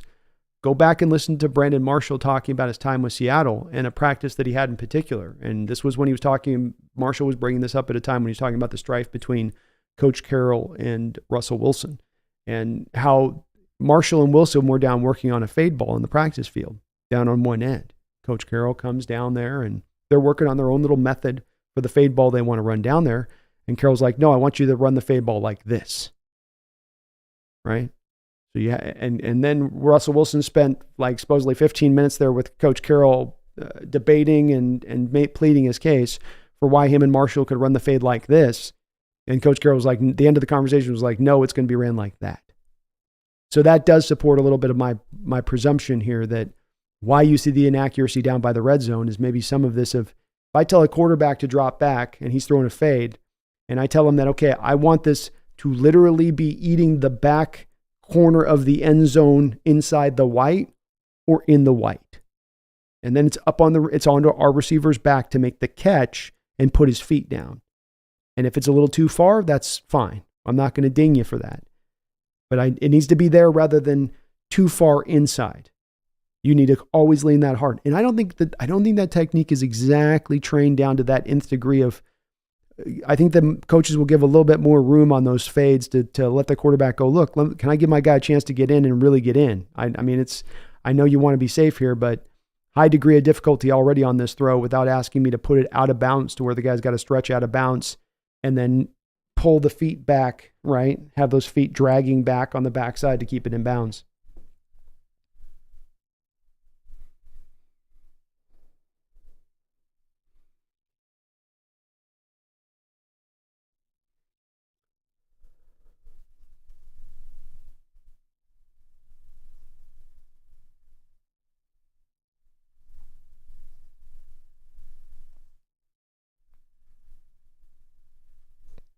Ketil Paulson says, what are your thoughts on Spencer Rattler? Any concerns on the douchebag factor aside from his quarterback talents? The douchebag factor is and I'm not saying it jokingly, the douchebag factor is maybe the biggest weighing margin here, Kettle, on Rattler. I'm a guy that has a little bit of my own, everyone's got their own little picadillos when it comes to the way that they look at players when they evaluate and what they like, what they don't like, what kind of annoys them, what doesn't. When it comes to Rattler, the body language stuff has always bothered me going back to Oklahoma. And there's always been the questions of attitude, but supposedly he's come hugely forward in the attitude steps and that he's Mr. Wonderful now. I'll take people's word on that.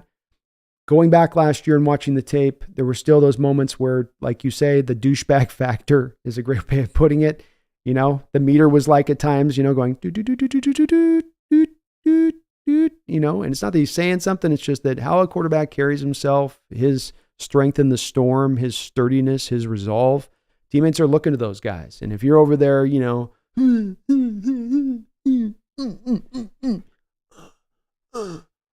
getting all pouty, it's the players are going to feed off that, just like if you have resolve and toughness and we're going to go get this, they feed off that too. So I have a little bit of concern with Mr. Spencer Rattler when it comes to that, but I will say this, very good live arm, good mobility, probably can make just about every throw in the book, throws a real nice catchable ball, got a good easy throw in motion, process is great in the pocket. He's got nearly as many wild throws probably last year as just about anybody you'll find coming out of college. Not saying something because there's a lot of quarterbacks this year with a lot of wild throws on the books. His value's jumping up a bunch, Kettle. but he could be a guy that I could see Schneider really fall in love with, especially because he did what he did under an onslaught of pressure versus some of the other quarterbacks.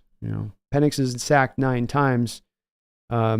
Rattler's dealing with like a 4.5% pressure rate or something like that on his dropbacks, or not something like that, even worse. It's just he's under the most duress of any of the top prospects by a wide margin.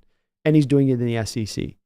So I understand the people that warm up on Spencer, and I'm not quite there on it, but I do get the folks that do like what you could get with him and the value of him. I do think he's maybe starting to push higher and higher up into maybe even that first round discussion point, which does get a little bit rich for my blood at that point, especially because of the douchebag factor. Haley says, I like Jaden Daniels' arm. His release is so quick. Watched a few 40-plus yard throws. One was hashed opposite line for 45 through the air on a dime. Legit impressive throw. Good. He's got a really good arm, to your point, Haley, and it's such a nice, smooth, easy throwing motion. I also like he's got those trust. It's not even a fade ball, just sort of the layered in throw where, both Brian Thomas and Neighbors could go up and get the ball and take it away. So he would put that ball in the right spot, right timing, back foot. Everything is just smooth in the whole roll of things. Everything just feels kind of free and easy in those moments. And it's not hard for him to land those throws. And some of those are just 35-yard throws to a spot back of the end zone with just inaugh air underneath the ball. So he's got a little bit of a different ability to also kind of take something off it too. It doesn't just have to be 100 miles an hour or an inaccurate wobbler. He can layer in some things too. That's why he's going to be up in the top 5. You're not getting him probably top 4 minimum at this point. It's just he's too good for teams to pass up once they look deeper into the tape on that.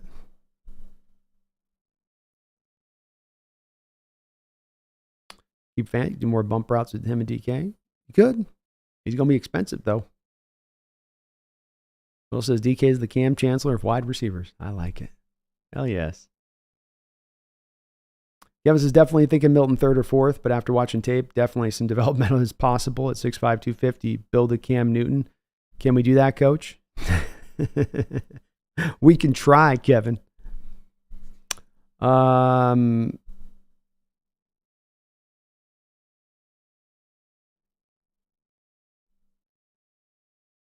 Matthew Murphy, hi, just logged on in the UK after a long night of work. I hope it was a great day of work, Matthew. Not too rough, but glad to hear you off now. I love your show, but can't help remembering that last preseason you made me believe that we were going to have a great season. Indeed, I was definitely off, and I think that when you are off, as sometimes you'll be in this stuff, Matthew, is you got to learn your lessons. And the main lesson I think that I would take away from why I missed and didn't look at it correctly is I kept anticipating something that wasn't actually going to occur. And that's hard. I mean, to my credit on this, Matthew, they told me they were going to do something and then they didn't do it. And it was on really both sides of the ball that we were led to believe that this was going to occur. But that is where it's less about somebody telling me you're doing something and showing me. And I should have waited to see, let me wait till I actually see the proof that this thing gets instituted in this way. And I didn't. I was thinking, no, they're going to, and they just never did. But yeah, my outlook last year definitely was not quite there. I will say I was only off 3 games at the end of the day. 12 wins to 9 wins is still only 3 wins off. And you're still in that near the spot where I was around the area, but your point's taken. Definitely point taken. All to do with draft picks, which I don't understand.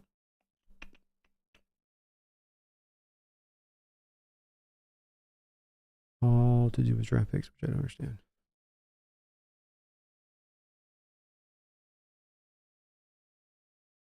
Thomas's problem is there's no way Daniels will be there at 16. Seattle will have to trade up in the first round. Seattle hasn't done that. Shoot, they could have traded up to get either Richardson or Stroud. True. If there were, they just don't like to do that. That doesn't tend to be in John's makeup. Zach is sharp as art. I like that. That and the Cambodian beef stick. Those are his two. Metcalf says, can't we just have prime Russ? Let's have that. John says, if you want to take a flyer on late rounder, I think we got to get Jordan Travis. I would prefer him to Milton too, John. I think he's a superior player. I do.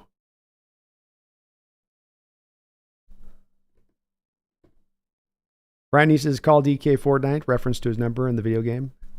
Fortnite's not bad.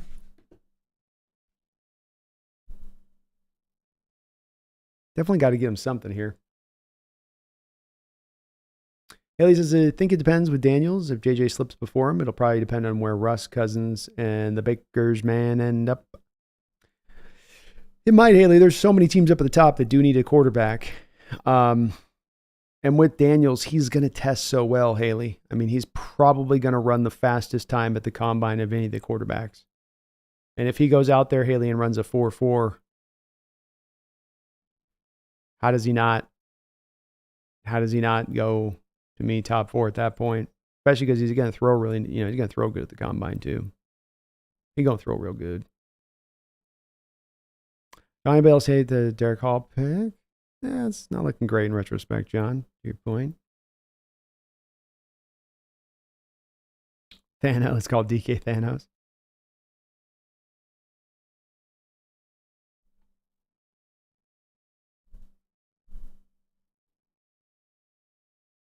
Devondre Sweat's a must-have. I was thinking of making that one, John. The only time Devondre Sweat to say must-have would be like, well, must-have mean I'd pick him at the end of the first round. It's got to be in the second round to me with him. And that's why I kept him off. But I can be talked into that being one.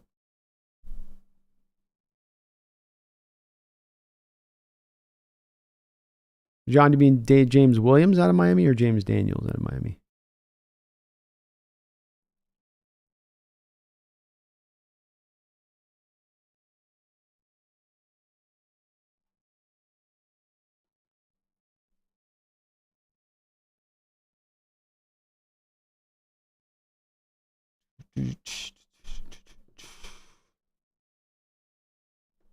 Thomas says, reason why I'm okay with DK trade is because there are multiple players who can be good, like Harrison, Odunzie, Neighbors, Worthy, McMillan, Polk, McCaffrey, etc.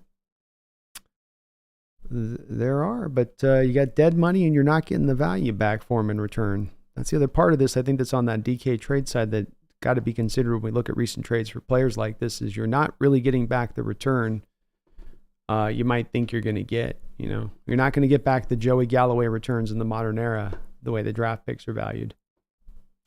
Mr. Kane, my brother from another mother, how you doing? Says, I'm always late and have to watch the beginning after live stream ends, but hey, I'm here now enjoying the live. Thank you, Brandon. Well, thank you, Mr. Kane. Glad we're able to get you able to check it out live right now in the flesh.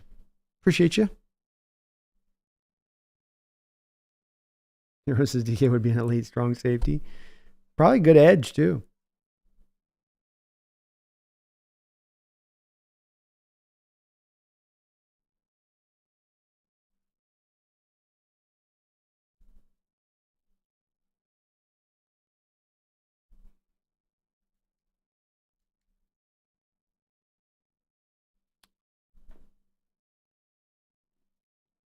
Dacian says, when you look back at how we banked on DK, it's still great. A 6 foot, 204 pound guy who runs a 4.33 and a 10.3 600 meter. And he can play this well. It was to get him at the back of the second round was a hell of a coup.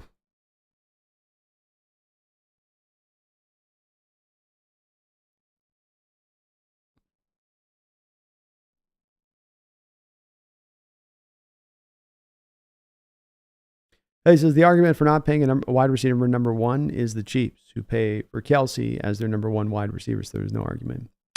Yeah, I can't see that they're not. Don't pay it for number one argument ain't worth it sentiment. I can't see that as being one that's been proven out on the, to your point, Haley, out on the landscape of the NFL. People pay for receivers, they get the production usually from those receivers. Are the Eagles angry that they paid $25 million a year to A.J. Brown, or the Dolphins angry that they traded first and a second round pick plus a couple back end picks for Tyreek and then made him to $30 million a year? They're perfectly happy with it. So yeah, sometimes you got to pay to get the performance on that one. And I'll get people that this draft is definitely one that's got a lot of. I like Leggett, John, I do, but I think to make the presumption at this point that John Leggett, who hasn't played a snap in the NFL, is at DK's level, is I don't think I can say that I would see that the similar way. I mean, I think that there is a difference between the size, speed, explosive ratio of what DK brings to what Legette brings. The 4.2 scouting reports say he runs that, John. Let's see the combine here. He should be running a 4.2 at the combine, right? Or is it going to be more like maybe 4.4-ish? And it's 6'1", 4.4 guy. It's like, that's good. Those are great metrics. That's going to be I've got him as a second round. Hell, I've got him a second round value, John. I do. But I do think there's a difference in talent level between a guy like DK and a guy like Legette. And I think Legette's going to be a really good player in this league. But this more speaks to just what I think about DK more than it is about what a receiving prospect in this draft is.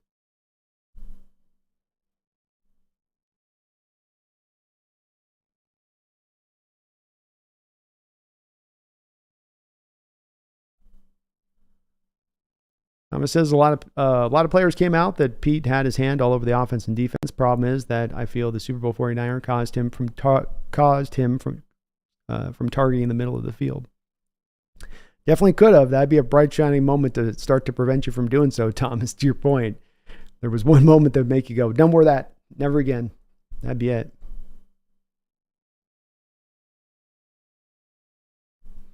John says Isaiah Simmons could have the Hamilton role. They're similar with Simmons being an elite athlete. Possibly. Martindale tried to do that last year with him at the Giants. It didn't seem like it quite was able to make that work there, but he still does remain a very, very talented player.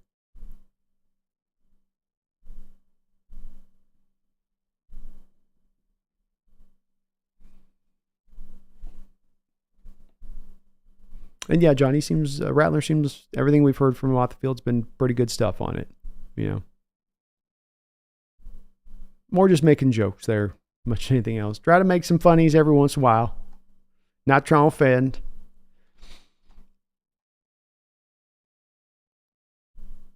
Poncho Honcho, thank you for the $2 donation. Seahawks should embody DK's attitude. That's what we need. I agreed. You give me 22 players on offense and defense with that kind of dog in them, and I'll show you a team that's going to go out there and do great things. That's a great centerpiece point, Poncho, as to what really is what draws me here with DK, maybe almost above beyond else. The productivity, the run blocking. It's that, I care. I want to be great. I'm aspiring to try to do this, and I'm going to try to bring that attitude every single week to the utmost. And truly don't believe all players do that. I don't think that that's just a common thing everybody just does. I think we think they do, but I think when you come down the bottom line of it, I think guys come in there and a lot of times they're clocking in and clocking out. And I don't think the DK is doing that. He's going out there with a purpose. And I agree with you, man. That's what we need more of, not less of.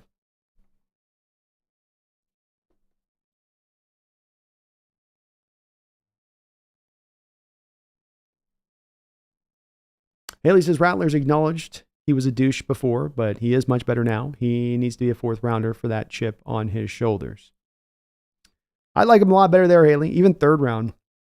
You can sign me up for Spencer Rattler there. When you get him to the second or first round for me with him, I go, I get out the crosses. And I don't, that starts to get a little bit too costly.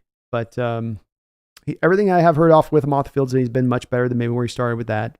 Some of it's just with that body language stuff. It's a little bit like, it's like Jay Cutler, right? Jay Cutler drops back there as a quarterback and he slings it and he's got some heavy duty arm strength. You can go back there and turn on Cutler highlights now and you're like, whoa, that ball jumps off his hand. He's got some mobility. He can move around a little bit in the pocket. But when you got to sometimes the body language and Cutler's just punchable ass face, you just went, no. And there's some times in watching Rattler even last year where I just go, I know what you're under, buddy. I feel for him. It's like, I know what you're under. You're under all this pressure. You're getting hit snap after snap. It hurts. It's been a long year of this. You're in the SEC. These are grown men hitting you. But just, I got to know you're not going to shrink if times start getting rough. That's my little bit of my worry with them. That there's going to be a bending into that rather than a sort of standing up to the fire and flames, which a quarterback's got to have.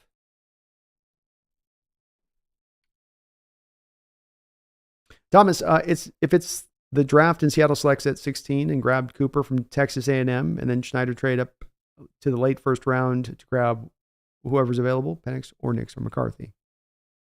That'd be an interesting way to go.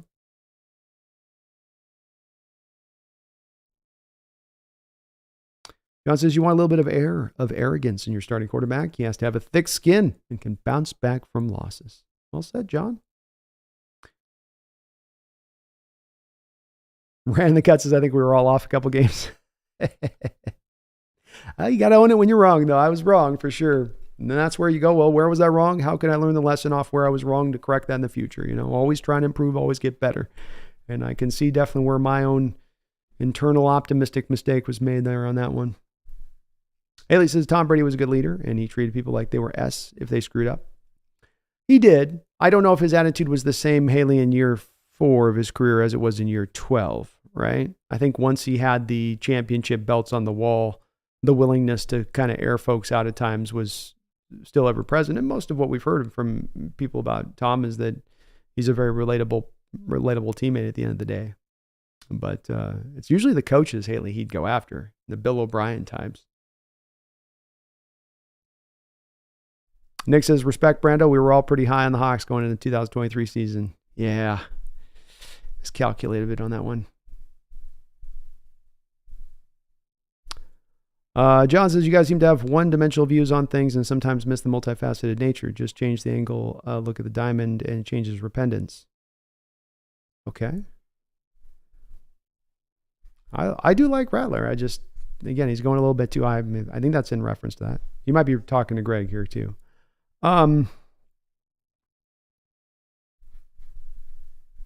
Haley says it just really depends on the free agent quarterbacks. If New England pays Baker and decides to take Harrison, Wilson to Oakland means no quarterback for them. Fields to Atlanta means no quarterback there.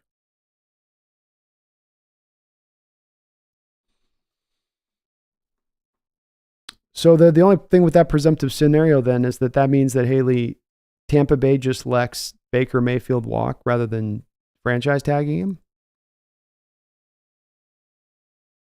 Why wouldn't they just franchise tag him? Tampa Bay's got a load of cap space that they can spend right now. They do have to make a decision on Mike Evans, so they have one other free agent they got to decide with. But you're right on the part of there's the quarterback carousel part of where there's the 3 quarterbacks that impact essentially what's going on with the quarterbacks who may at the top want to take a QB. But again, let's remember in going through this, Haley, we did this exercise where we looked at teams that need quarterbacks inside of, let's say, us in the top 10, and that even if 3 of those quarterbacks essentially go to those teams, you're still left with like 5, 6, 7 teams in that side of the top 12 at least that are probably going to be looking for a quarterback in the draft. And not just in the spot where they're standing pat, but to then trade up and to go get their guy at that point. Which if you have one of those teams like New England, like you're saying, that takes a Baker Mayfield, then they're much likely at that point probably to trade back and be open to trading back to let one of those teams move up. And then you end up with kind of still the same situation playing out, even though it's just a different team in that spot. But you're right. We've got to wait for this first domino to truly fall to see how the front of the draft will really go here. Yeah, James Williams is good. I like him, John. Another guy that could maybe fit into kind of the Hamilton role of this defense.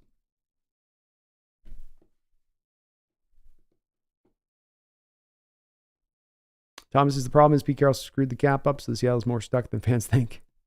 We gotta get through the woods a little on this one.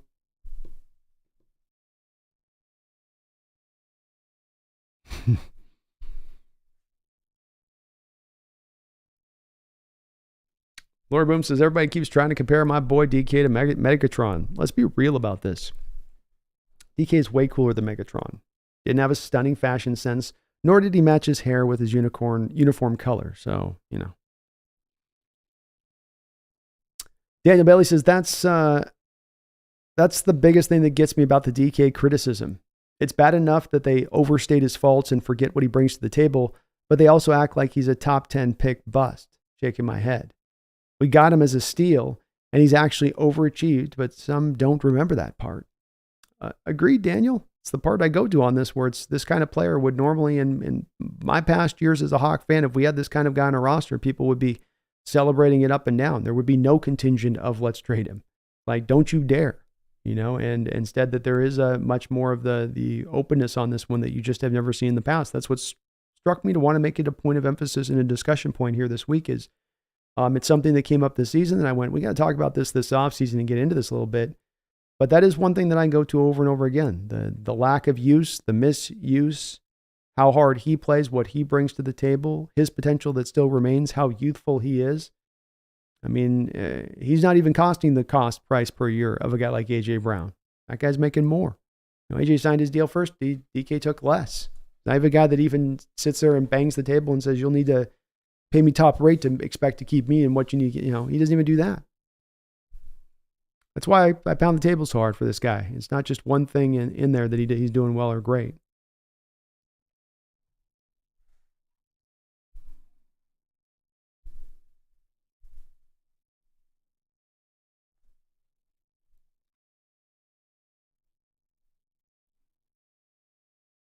Haley P didn't screw the cap, though. Maybe he's insistent on keeping his guys, pushed John to overpay. I think that's what he was kind of inferring with that, Haley.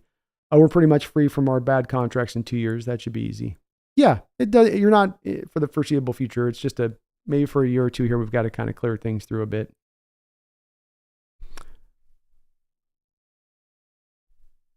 Brian says Cutler's awful on TV too.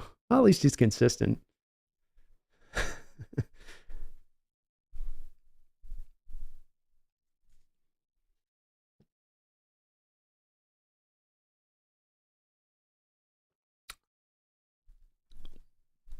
King Bomber, what's that? What's up, man? He says, I like Rattler. Jordan says, I'm fine with Rattler the third or fourth, but I want Milton. Yeah, I like Rattler too. It's always about how much do you like that guy? Do you like him first or second? And just third feels so right. Feels like a comfortable pair of slippers in the winter. It's like 5 degrees out, got the warm going. Yeah, I want my Rattler slippers, but I got to get them in the third round, right? I'm going to go to Costco and buy them at Costco prices. I'm not spending no $45 for some slippers I'm going to wear for one season, right? For a couple of years before they wear out. It's got to come at that right price.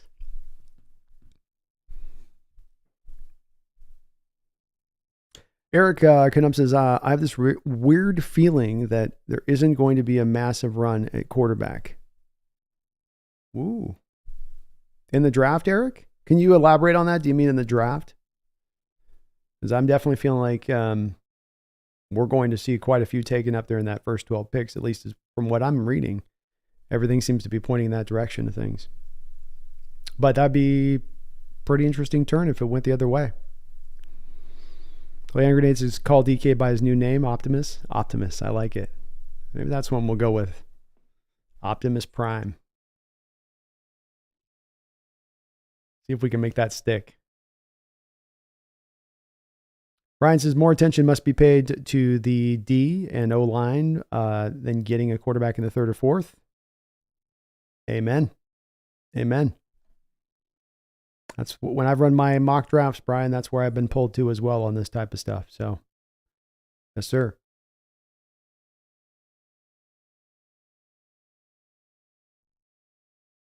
Scun, how do you feel about McKinley Jackson from Texas A&M? I think he's a really good nose tackle to grab in the third round. He has some quickness for his size and has pass rush ability.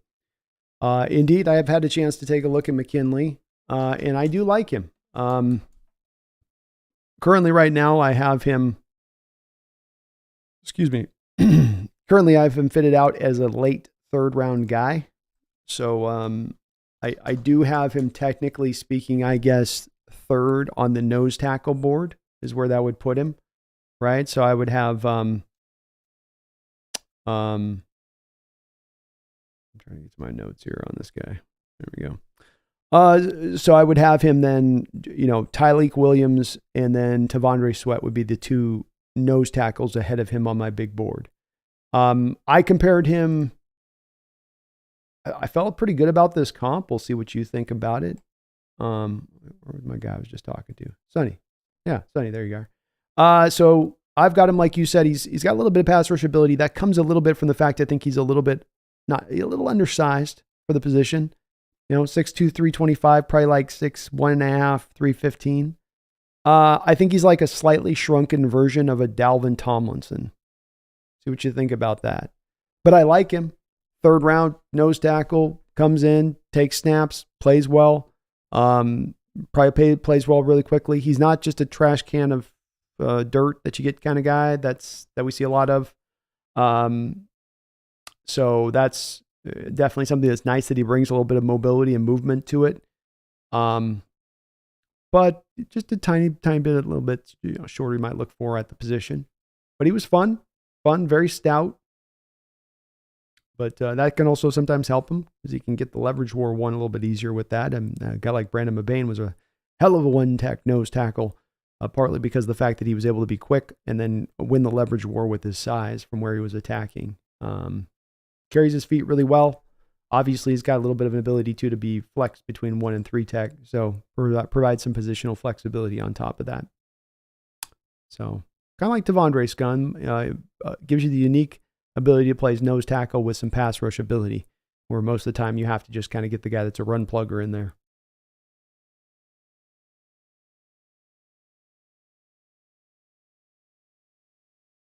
Brian says Rattlers a post-Christmas markdown from the bin of at the bottom.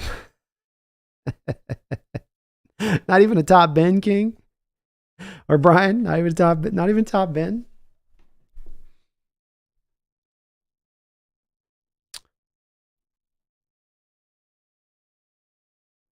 Eric says, yeah, in the draft, I don't think the Bears are going to go after quarterback, and teams like the Patriots have been real quiet on their quarterbacks too. Well, that's an interesting prediction, Eric. I like it, man. I haven't heard a lot of people making that where they think that's going to go that way. So that'd be interesting if it does. I'm certainly hoping not, because I think we're better in our draft on this, Eric, if the quarterbacks do go as far as just pushing that value to us up the board. But it's possible, man. You never know how this is going to shake out. It's always a bit of a guessing game, especially with this process of so early before free agency. Greg says, Brandon, I've just realized I never asked you about your Audric Estime. I'm curious about your thoughts, breakdown on him. I like him a lot. I did like him a lot, actually. He's a fun player on tape. He is. I have him currently on the horizontal board. I have him fitted in as kind of an early 3rd round pick, mid 3rd round pick, kind of in that area. I call him a creative bull, Greg. A tough runner with quick instincts to react and counter what is around him, not just by making a move, but anticipating contact and ensuring that he can keep his feet balanced, just able to pick his way through the trash and not get upended, even though I think he's a legit 225 guy. I don't think he's one of those guys listed 225 that they're going to go away and he's like 205 at the combine. I think he's got that good weight on him that you kind of need. He's got the burst and the long speed, which I like. I mean, that's both gives you the plus. Usually you ask for the burst or you ask for the speed. The long speed, you don't get both. So as a tough runner that gives you some burst, that's a guy that's going to give you a lot of just plus yard situations, even when you don't have it blocked up right. He's going to grind you out 2 or 3 yards in a cloud and just simply by getting to that hole so fast at his legit size at 225. Second highest graded running back by PFF in football last year, 30 total touchdowns, 2,000 yards in the last 2 years. Very good leg drive, excellent at falling forward, low pad level, capable of punishing tacklers, 26 catches over the past 2 years, so functional in that department. Slash maybe doesn't offer a lot there. The guy will give you exciting runs and good potential to be a number 1 back. In one game, you might see a run that reminds you a little bit of beast mode. And in that same game, you might see a run that reminds you a little bit of Marshall Faulk. So I don't see star potential from the guy taken in the 3rd round, but a very exciting 3rd round talent. A guy that might even go up into the 2nd round because a team might look at him as this is not easy to find this guy carrying this weight. And especially a guy, if he goes out there and tests really well, at the combine, as far as that goes, that could vault him up a little bit more higher as well. But he's a very fun back, complete back, and outside of maybe the pass catching where he wasn't utilized that much, but he can kind of do it all, which I like as well. Tommy says, what do you make of this insistence on bringing Locke, even though he's not under contract? I think he's just traded. I think he is. We just traded Geno Hedge personally. Not saying trade Geno, just an insurance clause.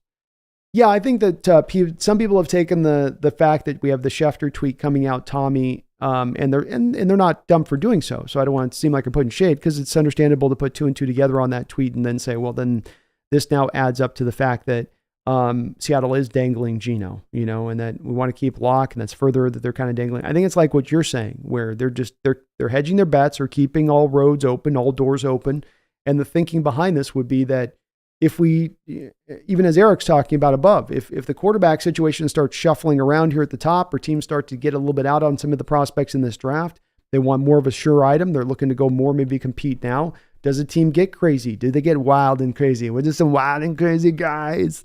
And they come in, they go, hey, John, you want the first round pick for Geno? And then they can say, yeah, here's first round pick, and then double back over to Drew, or hey, you want a second or third rounder for Geno? Sure. And then we'll go double back over to Drew at that point, So yeah, I think insurance clause is a good way to put it, Tommy. That's the way I've read into it as well, as just keeping all doors open and all possibilities. And if somebody's going to throw you a, maybe not a king's ransom, but prime prices at the pump, you want to be there and ready to strike if they do.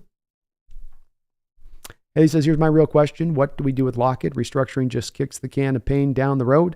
His cap hit is massive versus value. Would you rather Lockett or a fourth round rookie? I'd rather Lockett at this point, because I do think this offense can have a lot of upside to it. And I think that he can find a role within the scope of the players that you have put together here, where it's not reliant on him to have to carry that load. Is he maybe making a little bit of extra money for you to do that? Yes. I would convert the base to bonus, Haley, and I would look to next year then when you move off from Lockett to still save cumulatively $7 million on that contract. So you're saving money this year. You still ultimately save money next year, though you will have some dead money on the books. But the thing with that goes is that this year's dead money is kind of needing to be eaten up by Jamal Adams, Quandre Diggs, Brian Monet, and maybe Dwayne Eskridge. Next year, there isn't going to be as many of those guys that are open up that you're looking at that you're going to have to cut away as far as dead money goes to free up cap space, number one, or that you want to get out from those contracts. So I think it's just a bit of an easier point to kick this to that point in that road, because right here at this point in the road, we've already got to come to Jesus moment with Quandre, Jamal, and Brian Monet. And the collectiveness of that alone is going to be at about, $30 million just between those three guys in dead money as it is. And as I say, I think that there is a point you reach on this, Haley, where you get too far on just clipping and cutting and trimming and slicing to where it's like, okay, well then just go down to the studs, slice everything away, versus, hey, we can still try to compete next year. And if things come together quicker on the offense and defensive side of the ball with the coaching changes, maybe we shouldn't look as much into that. Let's take it down to that studs point, but instead keep what's working good. Even if it's not necessarily you're getting the maximized bang for buck.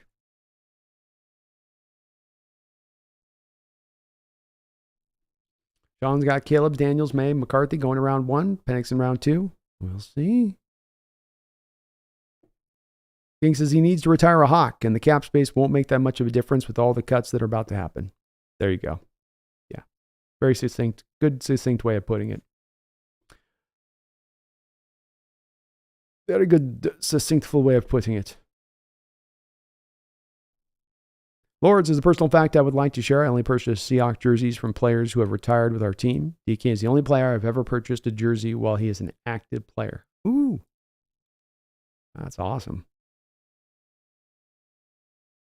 He might retire this offseason. You never know, Haley. I think Lockett's not told us that there's any intention on that to do that. So it would be surprising at this point if he did. Gunsami says, I think it's a real good comp for him. All right. Hell yeah, man. Good player. He's a fun player, Gun.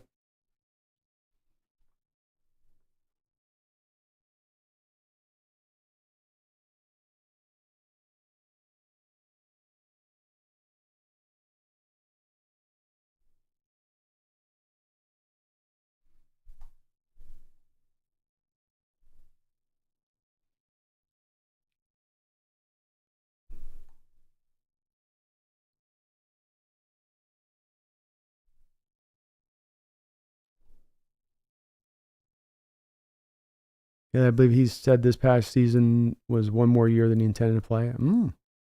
He might just. I mean, he's got a lot going on off the field, that's for sure. Nagas, I'm watching JJ McCarthy tapes, and he is way better than people think. He was just limited usage. I'm glad to hear you're hyped on him, man. Always could be. I think we won't draft a quarterback early. We'll draft an offensive lineman, defensive interior, linebacker, and safety. I think there are some good prospects in this draft. I agree. That's my outlook on it as well. Always compete. I don't think we will. I think we'll go in a different direction on it. Lord Boost is branded exactly. Rattler would cost too much, and we don't want him. It's a first or second. Remember, Russell Wilson was a third, and the almighty Dave Craig was a free agent walk-on.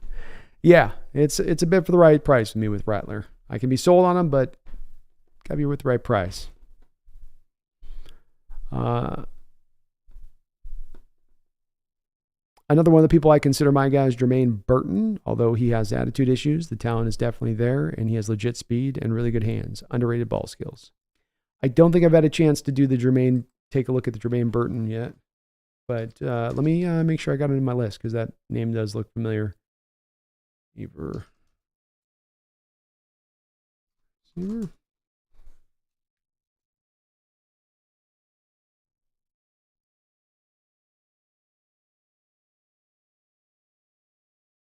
to get all my extra names here on the list for my trips. Make sure I'm going through everybody.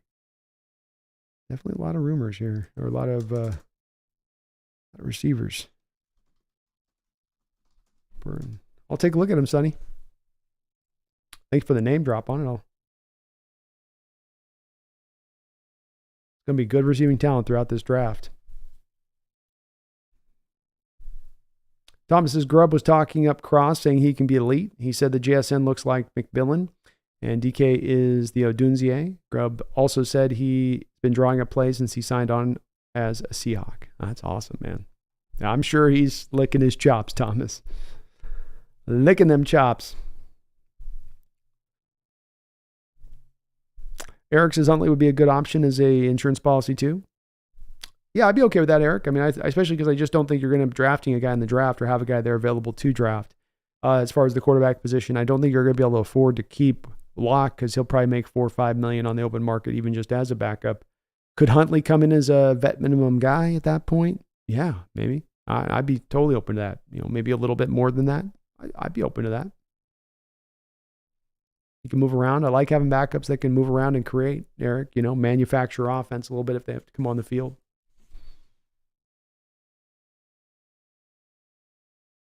Or boom.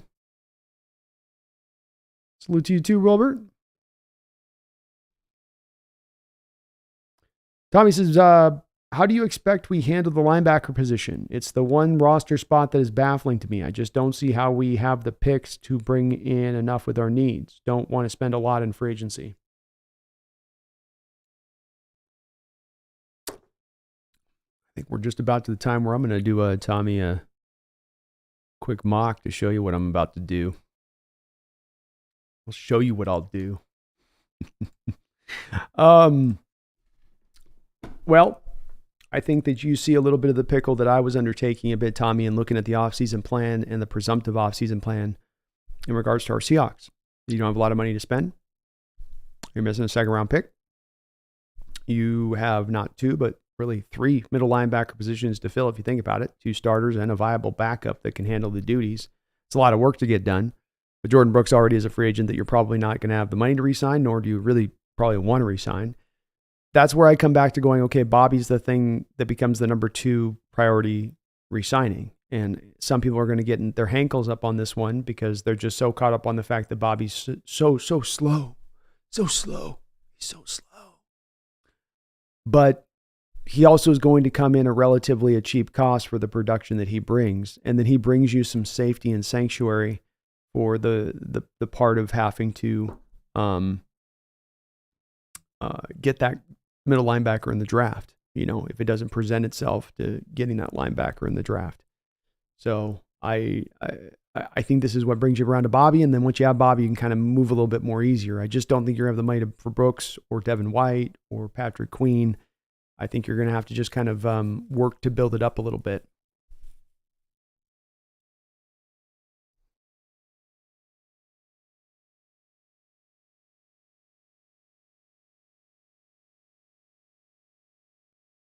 Sean says, what's your take on James Williams, safety for Miami? Really athletic guy. He can do it all on the football field.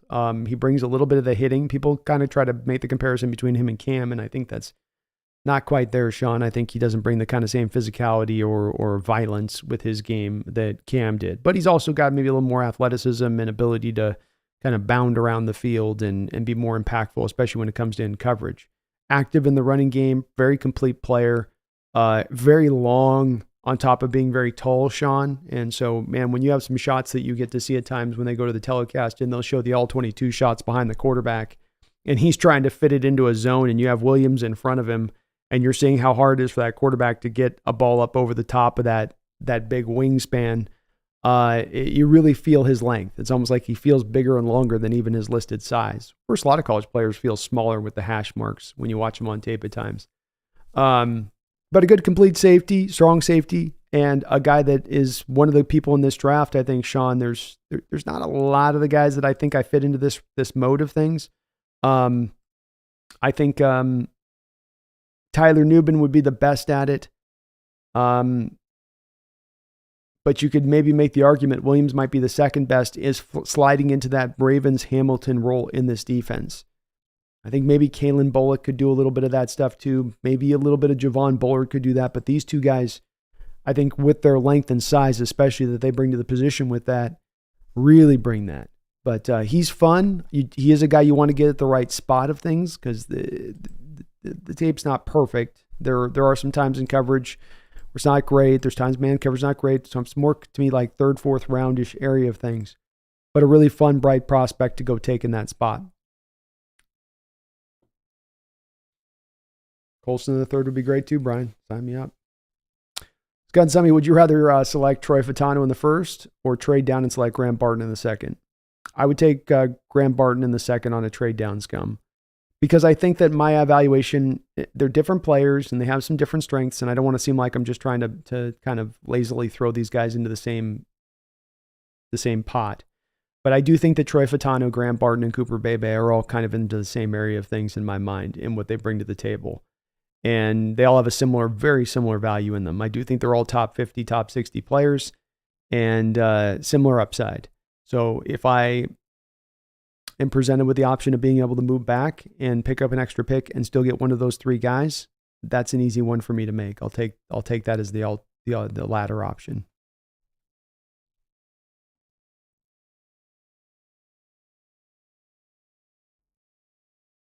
Meg says, convince me on Rattler B. Hell no. I'm not going to convince you because I'm even in the third round. I'm like, I'm not like banging the table. I'm like, well, okay, it's third round. We need a QB here. I get it.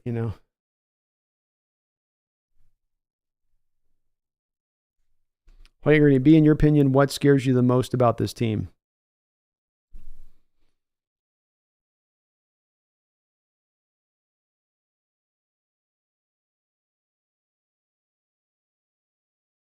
I honestly don't have any real fears when it comes to this team right now. They've been addressed.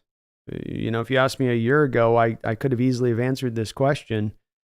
And those things would have been the fears right now if Coach Carroll was still here. Do we have active, engaged ownership that truly cares? Is Coach Carroll going to be willing to update and modernize both sides of the football? Things like this would have been my biggest fears. You've made your changes now. I'm not afraid of failing.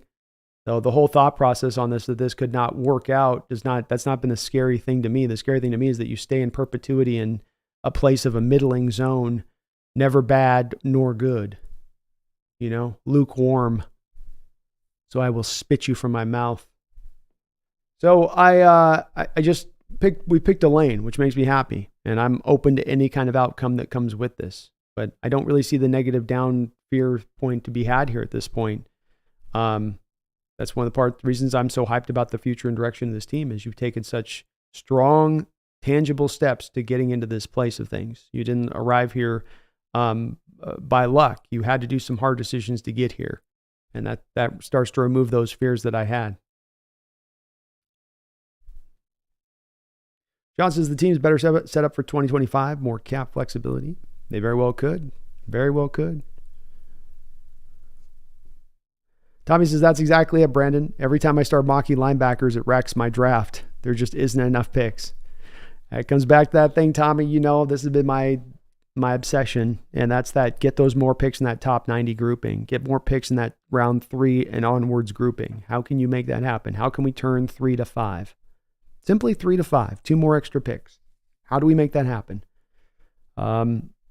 That's where I want to hit in this draft, because if I feel confident that if I run out of this with 5 picks in the top 3 rounds, I think I'm coming away with 4 starters next year, and likely 4 guys that can help me start immediately.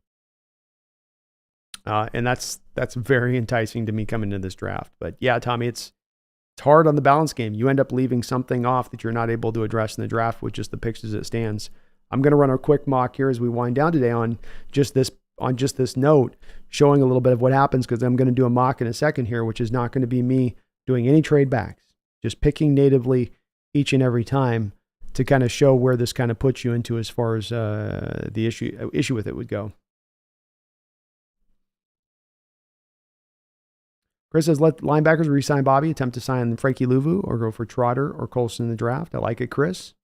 Solid, man. Sanchez has been a member of the Hawks Nest for 16 long months. Thank you for that long time support to the channel, Sanchez. Trade decaf for some picks. Let's get our O-line caffeinated. Appreciate your support, Sanchez. Greg says it'll be interesting to see if the Hawks think James Williams will be a Jamal Adams type player replacement and interview him at draft, or bring him in for a draft visit at some point. He's up to 230 now. That is interesting. 230. Dude, that's a big old safety. Holy moly. I would have thought he would have tried to lighten up a little bit for the combine, Greg, going in, get himself faster. So getting a little faster. And Sanchez, there are some pushing for that, man. There are some pushing for that trade. I can't tell if you're being facetious or not. Ran the Cut, thank you for 7 months as a Hawks Nest member. Appreciate you for that as well. Says, since we're obviously not trading DK, how about we extend him? Screw it.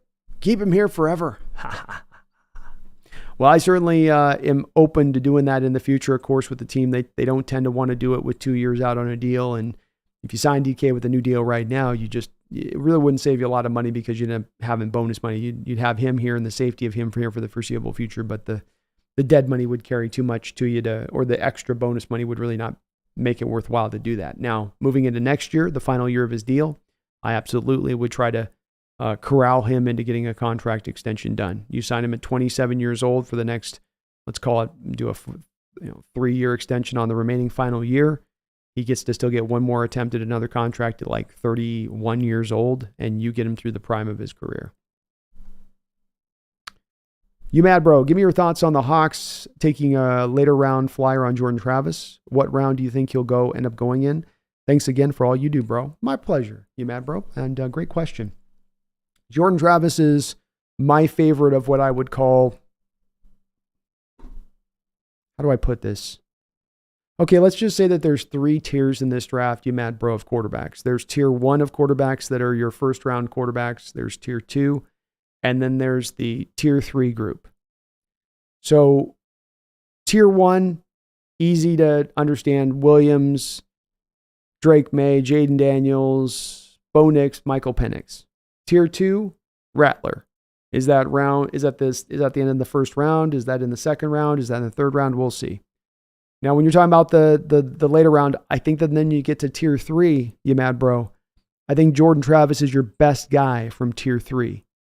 So with all of those other guys, I think, taken off of the board, there's a very good chance that Travis might even get taken in the third round, because you might have a quarterback taken at the top of the first round in Rattler, and then not another QB taken until he is picked.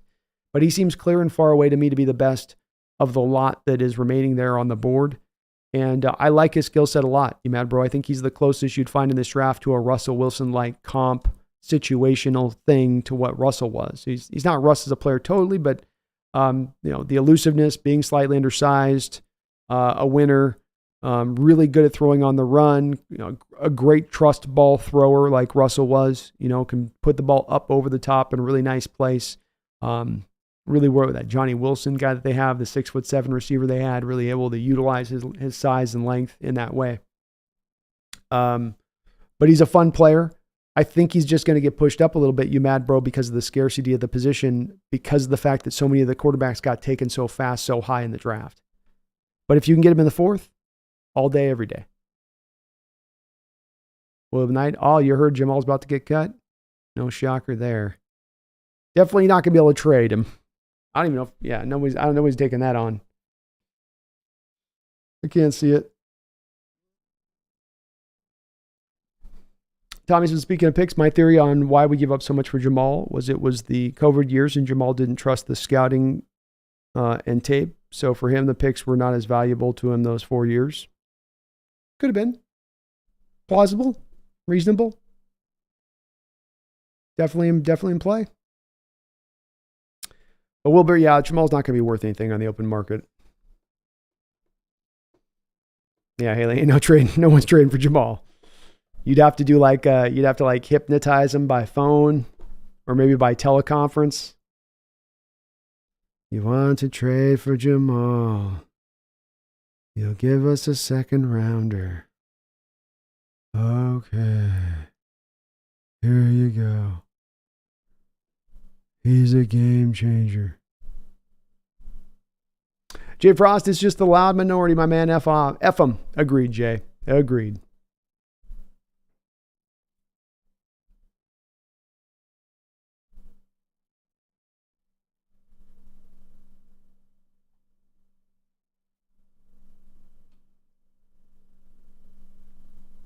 Flick of the switch says only 1 tier and 1 quarterback. Big Penix energy.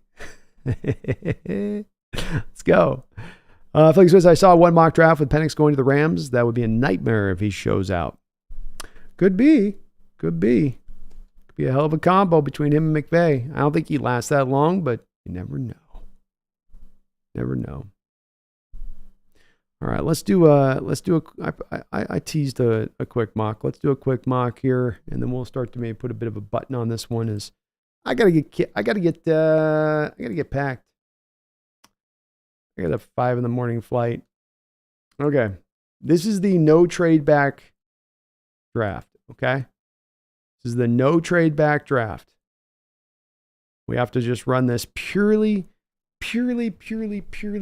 by value. So first off of the point here, we've got value on the board. I got a couple of edges. There's on Newton. Jaden Daniels would not be on the board here. Obviously, I would take him, but let's make this draft realistic because he's not going to last there at 16 where I'm picking. If he does, I would have taken him, but he's not, so I won't.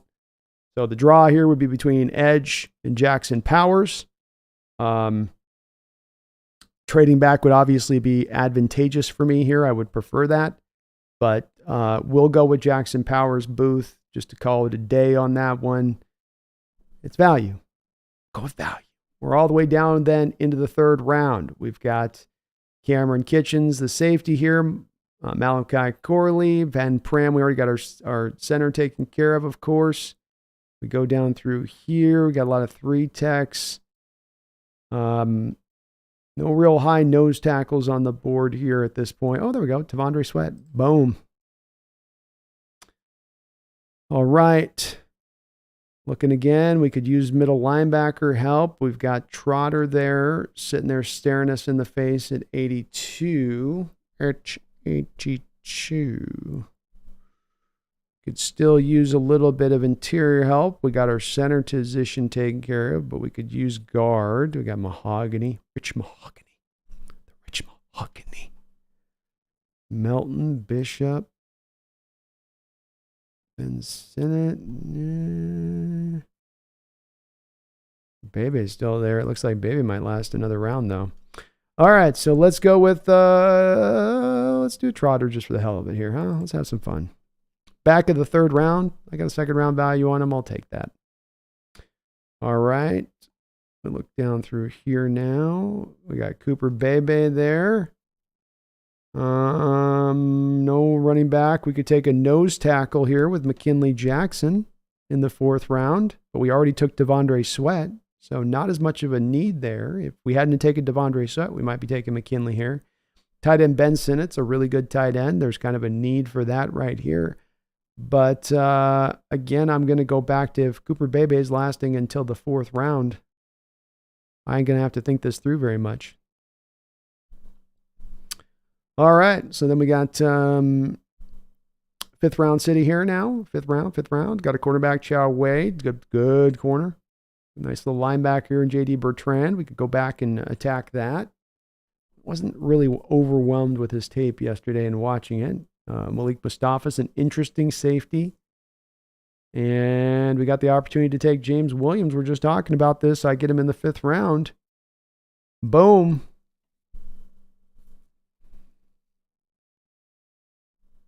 Now, let's see here. We got the 6th round now. Frank Gore Jr. Interesting player there. Jalen Ford's there in the round. Cohen, a guard. Brennan Jackson's an interesting edge, and I wouldn't mind picking him here, but I can't go there. Schrade would be an interesting back, but he's not super exciting. These guys are all decent players in here. But the guy that I'm going to go with is going to be another middle linebacker. That's Jalen Ford. And this will finish us up with a final selection. And our final pick. We need 3 middle linebackers. What can I say? Will be Edefon Edefosio. All right, let's download this image. Let's get back to you guys and show you my final mock.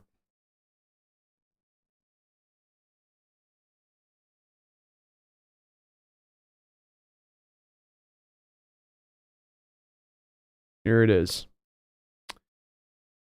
Oh, wait, that's not it. That's not it. That was my other mock. All right, so this is the no trade back mock draft here. We got Jackson Powers, center, 1st round. Went back round 3, Tavondre Sweat. Got Trotter, 3rd round. Bebe back in the 4th. Williams, after I'm expecting us to be cutting guys. Then in the 5th, Jalen Ford and Edefon. So we need 3 guys. We need 3 middle linebackers here this offseason. And I think even if you bring back Bobby, that's probably going to be the case because Bobby's not likely to be more than a year at the most. And you just don't know how much Bobby's going to be able to give you next year necessarily as well, even in addition to that. So having some insurance there, too much good value there in the round 7 for Edefon for me to pass on him. But you're a little bit more restricted if you can't trade back. You got to make do with what you can. But I wouldn't mind going this route if this was the potential way that this is all related. I don't know if Muhammad Kamara is related, Tommy, to him. I know we do got Mujib Muhammad's sons in here. Got another one in there from that. I saw that the other night. Moose Muhammad the third. Such a great nickname. Seems like you guys like my deal. Sean, PFF Simulators trash. It definitely needs to be updated a little bit. But they all have a little bit of, all of them are a little wonk. A wonk. Brian, everybody salute to you. I'll be gone a bit. Safe to say B. See you soon. Sounds good, Brian. Have a great one, man. Hoy Grenade, did you see the cap is supposed to go up to $8 million for teams this year? Yeah, but sites like Sports Track, Holy Hand Grenade have already been building that in within their forecasts, projections. So it's already been kind of cooked into the books for people when looking at the cap situations.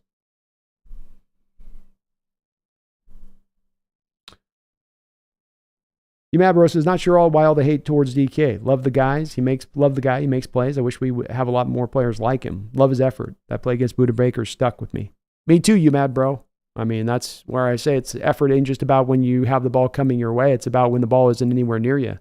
And I can show play after play with this guy showing maximum effort when he has nothing to do with the play itself necessarily, where he's not the number one featured guy on the spot on that particular play. And it makes it part of what endears me to him. And it's why I wanted to do the video this morning and do a show on this today, is because I really wanted to highlight this and make sure that we are talking about this a little bit. Make sure that we are like, do we really want to take this stance? Do we really want to have this outlook on a guy who's been so good for you? Do you want to kick guys out the door that have been highly productive players for you, who've been great soldiers for you, great teammates in the locker room?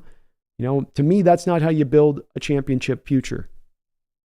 To me, that's more of a losing mentality.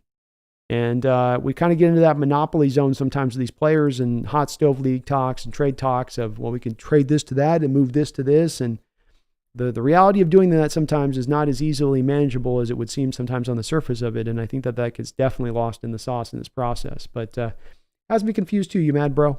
I hope people can come around on DK. If he can put up the 1,500 yard this season, the 1,500 yard season this year, 15 touchdowns receiving, maybe finally he can bring those last vestiges over onto his side of things, and we can really celebrate this guy and what he's done in his career so far, because he's on a hell of a ride, and he is on a trajectory that could take him to be doing some very special things within this organization. And I think that's definitely worth revering and celebrating and wanting to keep and have remain here.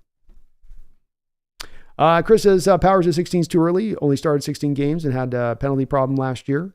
Understand on that. Some would have some issues with that. I just don't want to go edge, and I want to go value with my board, Chris. I'm very much of a hard liner on it. I think that certainly is going to be a little early for him, but the other options that are sitting there with you where I was looking at that point, I just don't think that there was one that was overwhelmingly one that was knocking my socks off first going there. And a big part of this is going to be in just my own personal outlook on this, trying to address the offensive line in a very strong fashion. Not in a vague way, but in a very hard fashion. I think you start out your draft by getting the best center in the draft. Keep in mind with this kid, man, is that he's much younger versus some of the other centers in this draft. The upside and potential really is there with this kid when you kind of take that into a factor, I think, a bit. But I understand too, there are some that are not as high on him as well. Land Grant B needs to do a stream, teach us how the cap works. I'll do it at some point. I'm open to it. Greg says, B, absolutely no trade on DK. And who would be your dream scenario for our starting linebackers? Great show. Appreciate you. Boy. It'd be kind of cool if you could put like Junior Colson and Edgerrin Cooper together as your middle linebackers, like rookies at the same. I know it'd be rookies starting at the same time, and that'd have people like, you can't do that. But I think it'd be kind of fun. And we have once started 2 rookie linebackers and done very well with that. So that's not necessarily a death knell in itself to do that.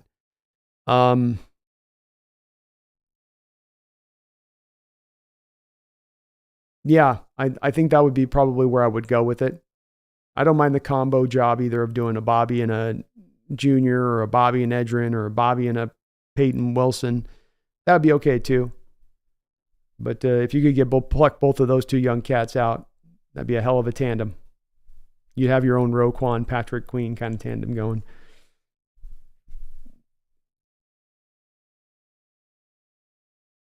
Devin Tuggle. Can you see Isaiah Simmons or Kobe Bryant playing the Kyle Hamilton role more than Spoon? I definitely don't think that I necessarily foresee Spoon playing that role, Devin. I do think it's a different guy you're going to look to have do that, maybe a little bit more size to them, a little more length to them. Simmons, the Giants tried to do it with the trade of the Cardinals there this past year. Wink Martindale is underneath Mike McDonald's scheme. Wink Martindale is going to try to utilize a guy like Isaiah Simmons in the same way that a guy like Mike McDonald might try to use him.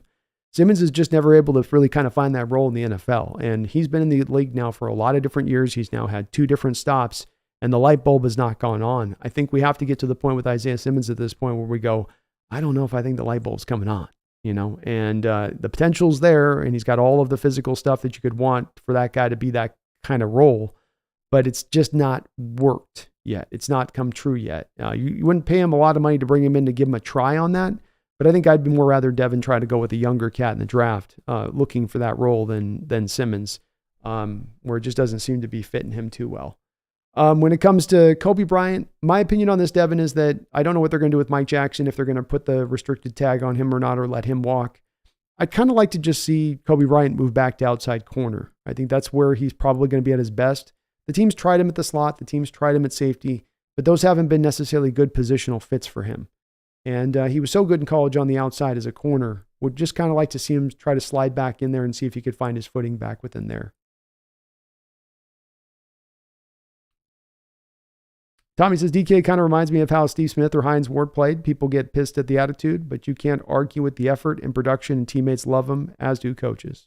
Amen. Well said. And it's a man's sport at times that requires you to have a certain kind of attitude on that field to get the job done. And it's not the type of attitude which is just nice and happy-go-lucky. It's one that requires you to play with a little bit of an edge, Hard Hard to do anything with a violent nature, which is what this sport requires, if you're not going to carry a little bit of an edge with you. Sean says Sportskeeda and PFN are better mock simulators. I will we'll do on the next mock draft. My promise to you is we will do a different mock simulator. What seems to invariably happen, Sean, is I'll do one over here and then somebody says, no, this one's the good one. And then I do one over there. And then someone goes, no, this is the good one over here. No, you got to use this one. But we'll try a couple of them, on it.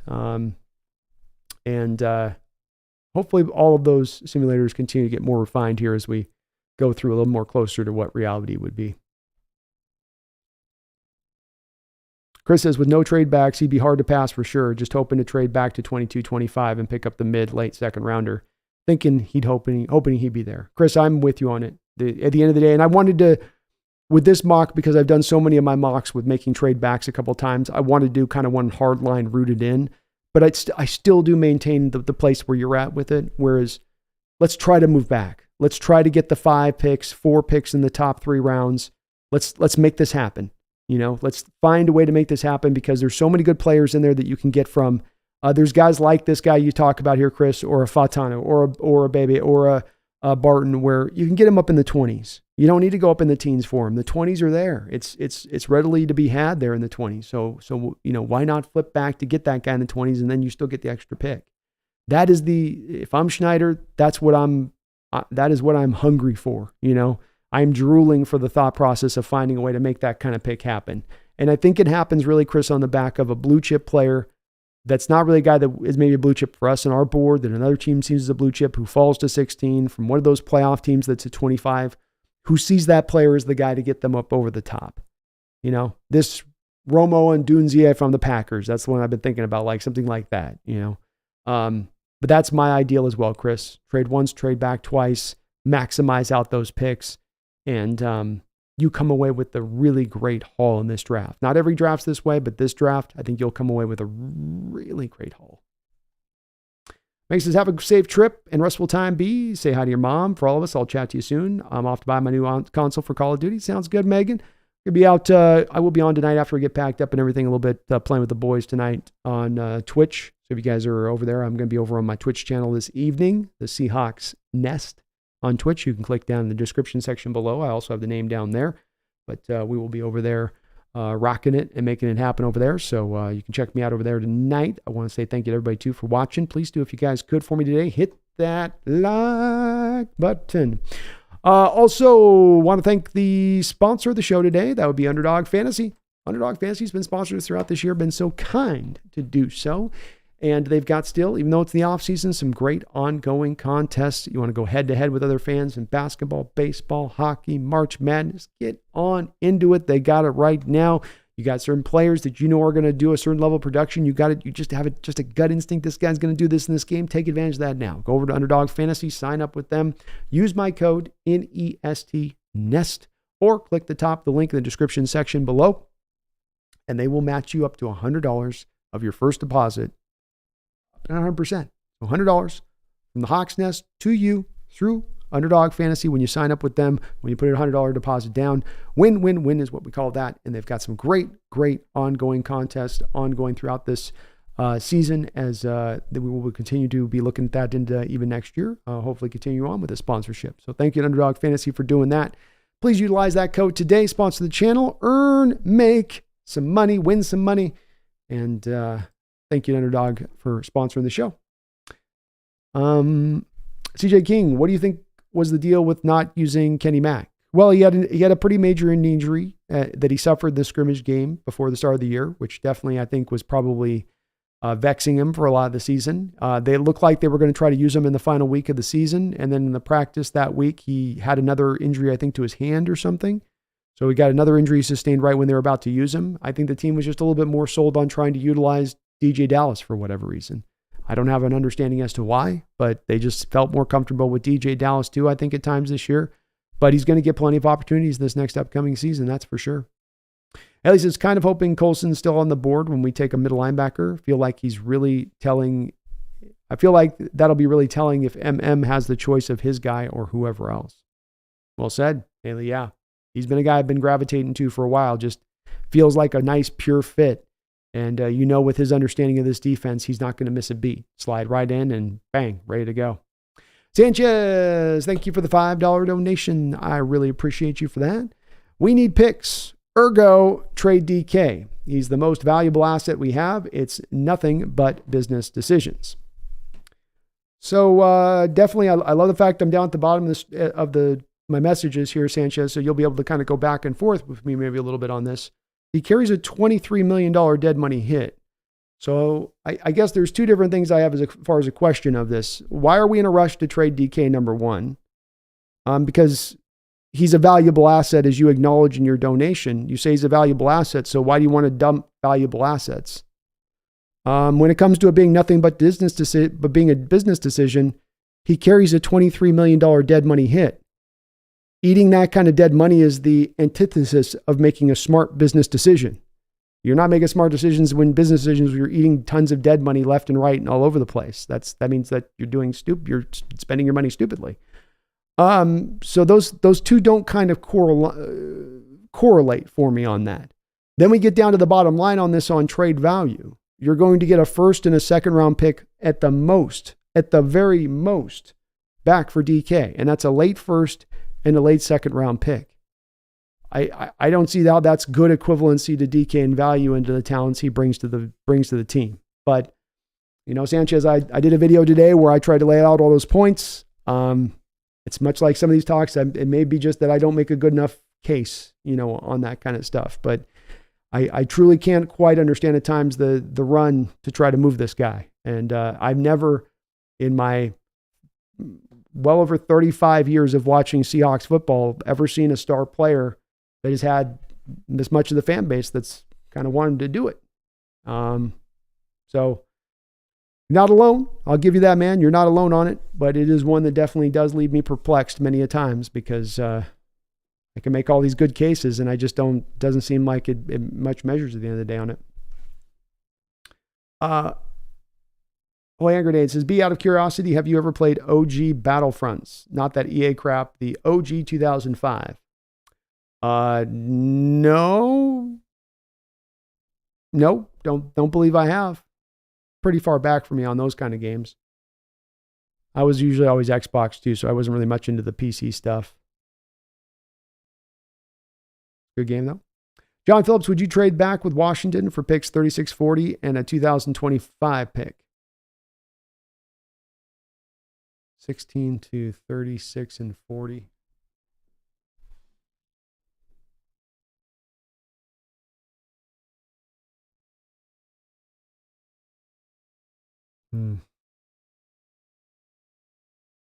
John, I'd probably need to get another third round pick back in 2025 to do that. Washington's kind of playing a cute game there.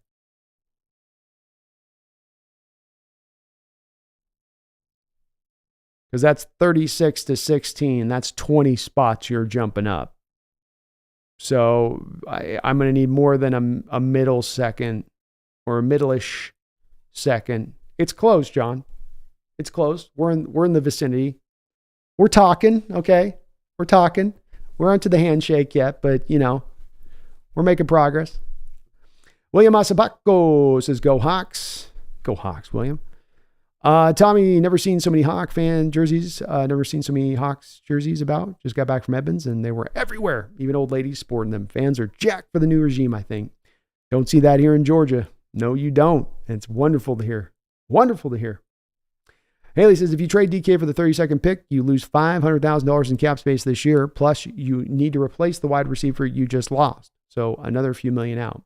There we go. So it's even no money really collectively saved by moving on from DK, much less even just the little million I thought you might have saved.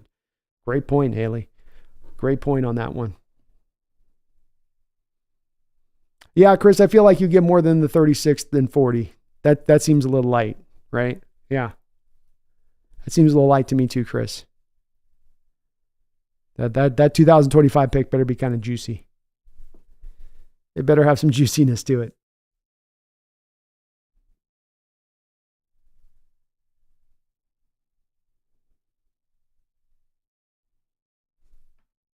Matt Bro says, why trade DK? I can understand when he is older, but not now. how are we going to find another guy like DK in the draft? I believe if we redo the draft, DK would go first round for sure.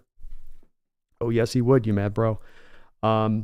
I just, it's just a common sentiment. I think there's a lot of reasons for people believing or wanting to go this route. I mean, one, for instance, is that they would look at this draft and say, well, look at all the talented receivers in this draft, or on a yearly basis. You can just always keep finding these guys. You don't need to commit yourself to a guy like DK. You can get him on the cheap rookie deal and just roll. And I understand the thinking behind that. I think these certain positions are different in this realm than others. Wide receivers a little different than others in that realm. And I also think he's a bit of a more special talent than just you find a DK in every draft kind of dude. But hopefully this year, you mad bro, he starts to get the level of targets and productivity that will then finally bring people fully aboard and make them go, DK needs to be a Hawk for life, like I think. Trey Griff, if the Niners fired Wilkes as a scapegoat, if our defense is bad, who to blame the new scheme? If Niners has I think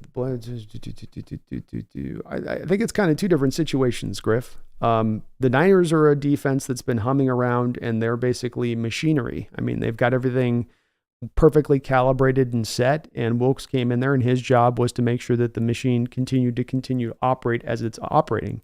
He wasn't there to rebuild the machine.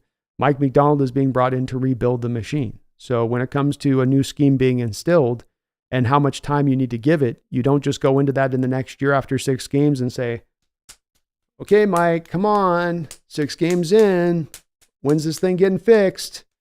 Are you going to fire your guy mid-year? How long is this going to take? Come on. We got to give the guy some time, and probably a couple years.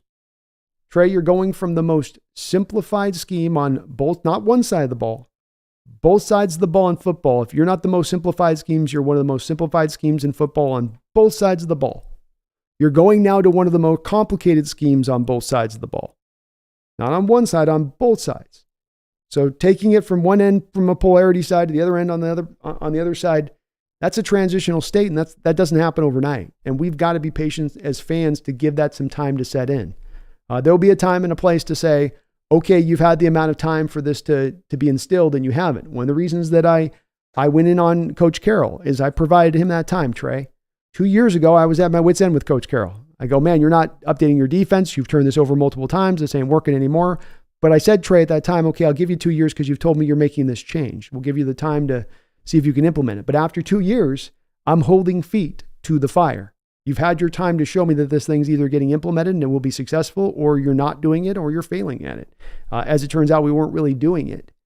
So, no, I think when it comes to this, we've got to be patient on this and give it the time for this to marinate.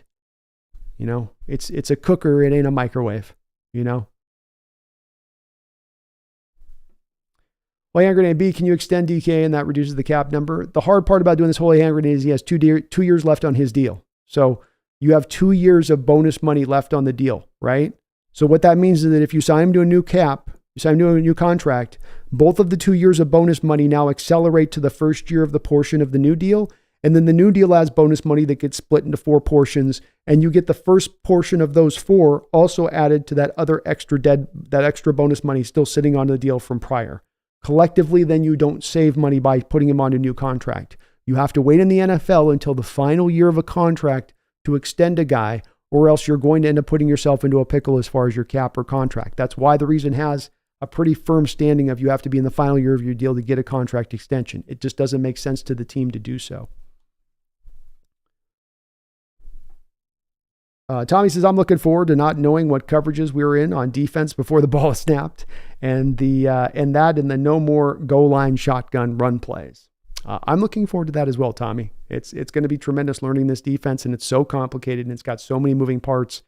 There's going to be a heavy learning curve for me. I'm not going to understand a lot of what I'm seeing at first. That's where it's at, but that's the fun of it. And it's going to be an exciting defense. It's going to confuse offenses. It's going to make things happen to offenses that we haven't seen here in a very, very long time. And that's causing confusion, disguising things, bringing blitzes that leave free rushers running at a quarterback just untouched. It's going to be biblical. Trey Griff, B, if you cut Tyler, is DK, Jen, and Bobo a good third, or do you draft a rookie to battle with Bobo? Yeah, I think Trey, if you're cutting Tyler, you are going to probably end up taking a receiver then. And if right now, let's say, Trey, that the chances of taking a receiver in the first 3 rounds are like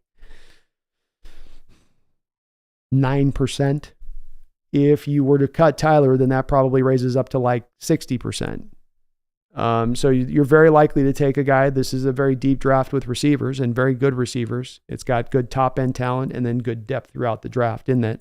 But you wouldn't just cut Tyler and say, we're good with what we got. Let's roll with this. And here we go. Because with Trey, with JSN, you're still not totally sure if that's a guy who's going to play on the outside consistently or more just really at the end of the day, a pure slot guy. In my opinion. Chris says year 2 is when you start to judge, I think, with Mac. Yeah. I think it's fair to start looking at that time. The thing I just want to get ahead of with this too, Chris, is the people that'll be very impatient for this thing to suddenly take off instantaneously. It's like sometimes that stuff happens and sometimes it doesn't, but we can't take a harsh outlook on the situation if it doesn't just immediately happen, with all that has to be undertaken for this to get corrected and fixed and put on the right course of action. And Trey, yeah, JSN, sorry. The Jen one, I was like, Jen?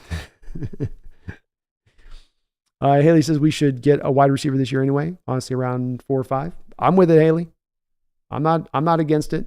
I will say if it's a receiver sitting there, though, you have a value like a Jalen Ford type guy that's there in that 5th round who's dropped a little bit. And I think you got to go to a different position for it. I think you can run into next season with DK, Tyler, Bobo, JSN, and Derek Young. And I think that's a solid to really upper level group of receivers that you're rocking out there at that point.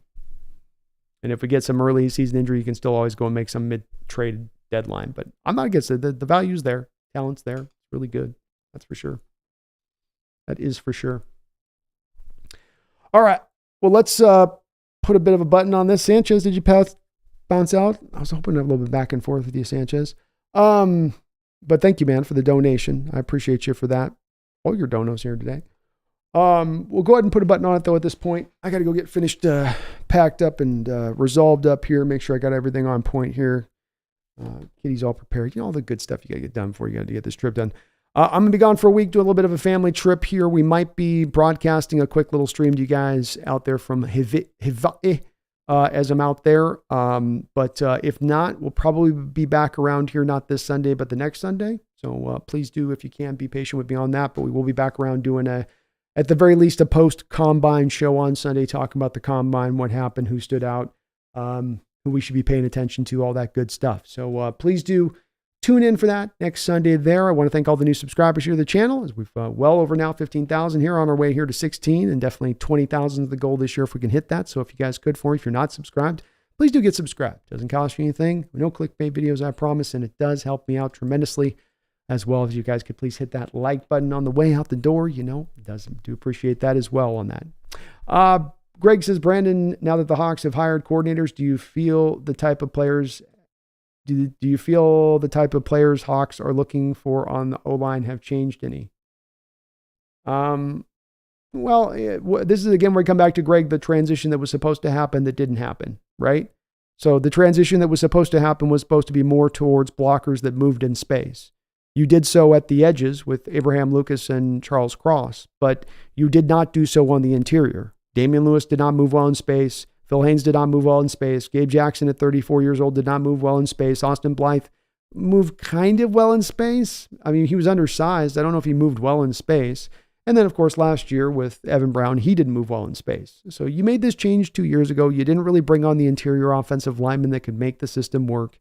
Yes, you're doing that now here again, essentially in a coach that, if the Rams offensive scheme, Greg, kind of puts a bit of an onus upon the offensive lineman being able to move in space, then Grubb's system is going to really put an onus on linemen being able to move in space. You have it with Lucas and you have it with Cross, who both have air raid backgrounds. You don't know, though, when it comes to the interior offensive lineman yet. And that's why I'm making it such a point of emphasis this offseason, Greg, because we don't have it at all right now. Oluwatimi can do it. Bradford can do it. But again, those guys remain to me a little bit more question marks than certain items as I look at it here. you know. Haley says, ID Drake Young, Eskridge. They need that second letter, that DK. So it's holding them back, Haley. So it's holding them back. Big Hawk says, is Beast Mode taking over in your absence? I've called him up and seen if he's willing. He says, I've got to buy him some Fireball. I said, all right. How many bottles? He said 2. I said, all right.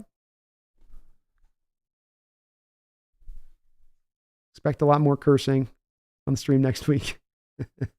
You mad, bro? Thanks for all you do. Have a great and safe trip. Hit that like button, y'all. Thank you, mad, bro. I appreciate you. Thank you, Megan, for all you do as well on the channel here. Appreciate all of your good hard work on this as the mod. And thank you again today, guys, for some great discussion on the chat as ever. Hopefully, DK remains a Seattle Seahawk for his career. He is my favorite player on this team. He epitomizes to me what I want out of players in both the work ethic and what they bring on the field on every given week. You can be both a sensational talent and you can be a heavy, hard worker. Does he bring maybe a little bit too much passion? Does he bring a little bit too much of an edge? Does he bring a little bit too much ferocity? Maybe. But like I said in the video, and like Mike Tomlin said, I'd much rather tell him whoa than sick him. And with DK Metcalf, ain't nobody have to tell him to sick him. Thank you for watching. Appreciate you guys watching. We will be back in a week. I'll miss you. We'll be back very soon. Until that time, I hope you don't forget, as I'm gone for a little bit of time, don't not you ever forget. Got a hell of an off season about to undertake here. We got free agency. We got the draft. We got a team about ready to do some very magical things here in the near future. And I hope my fellow Seahawks fans are prepared for it. But I already know that you are. So please, by God, do not you ever forget. Go Hawks.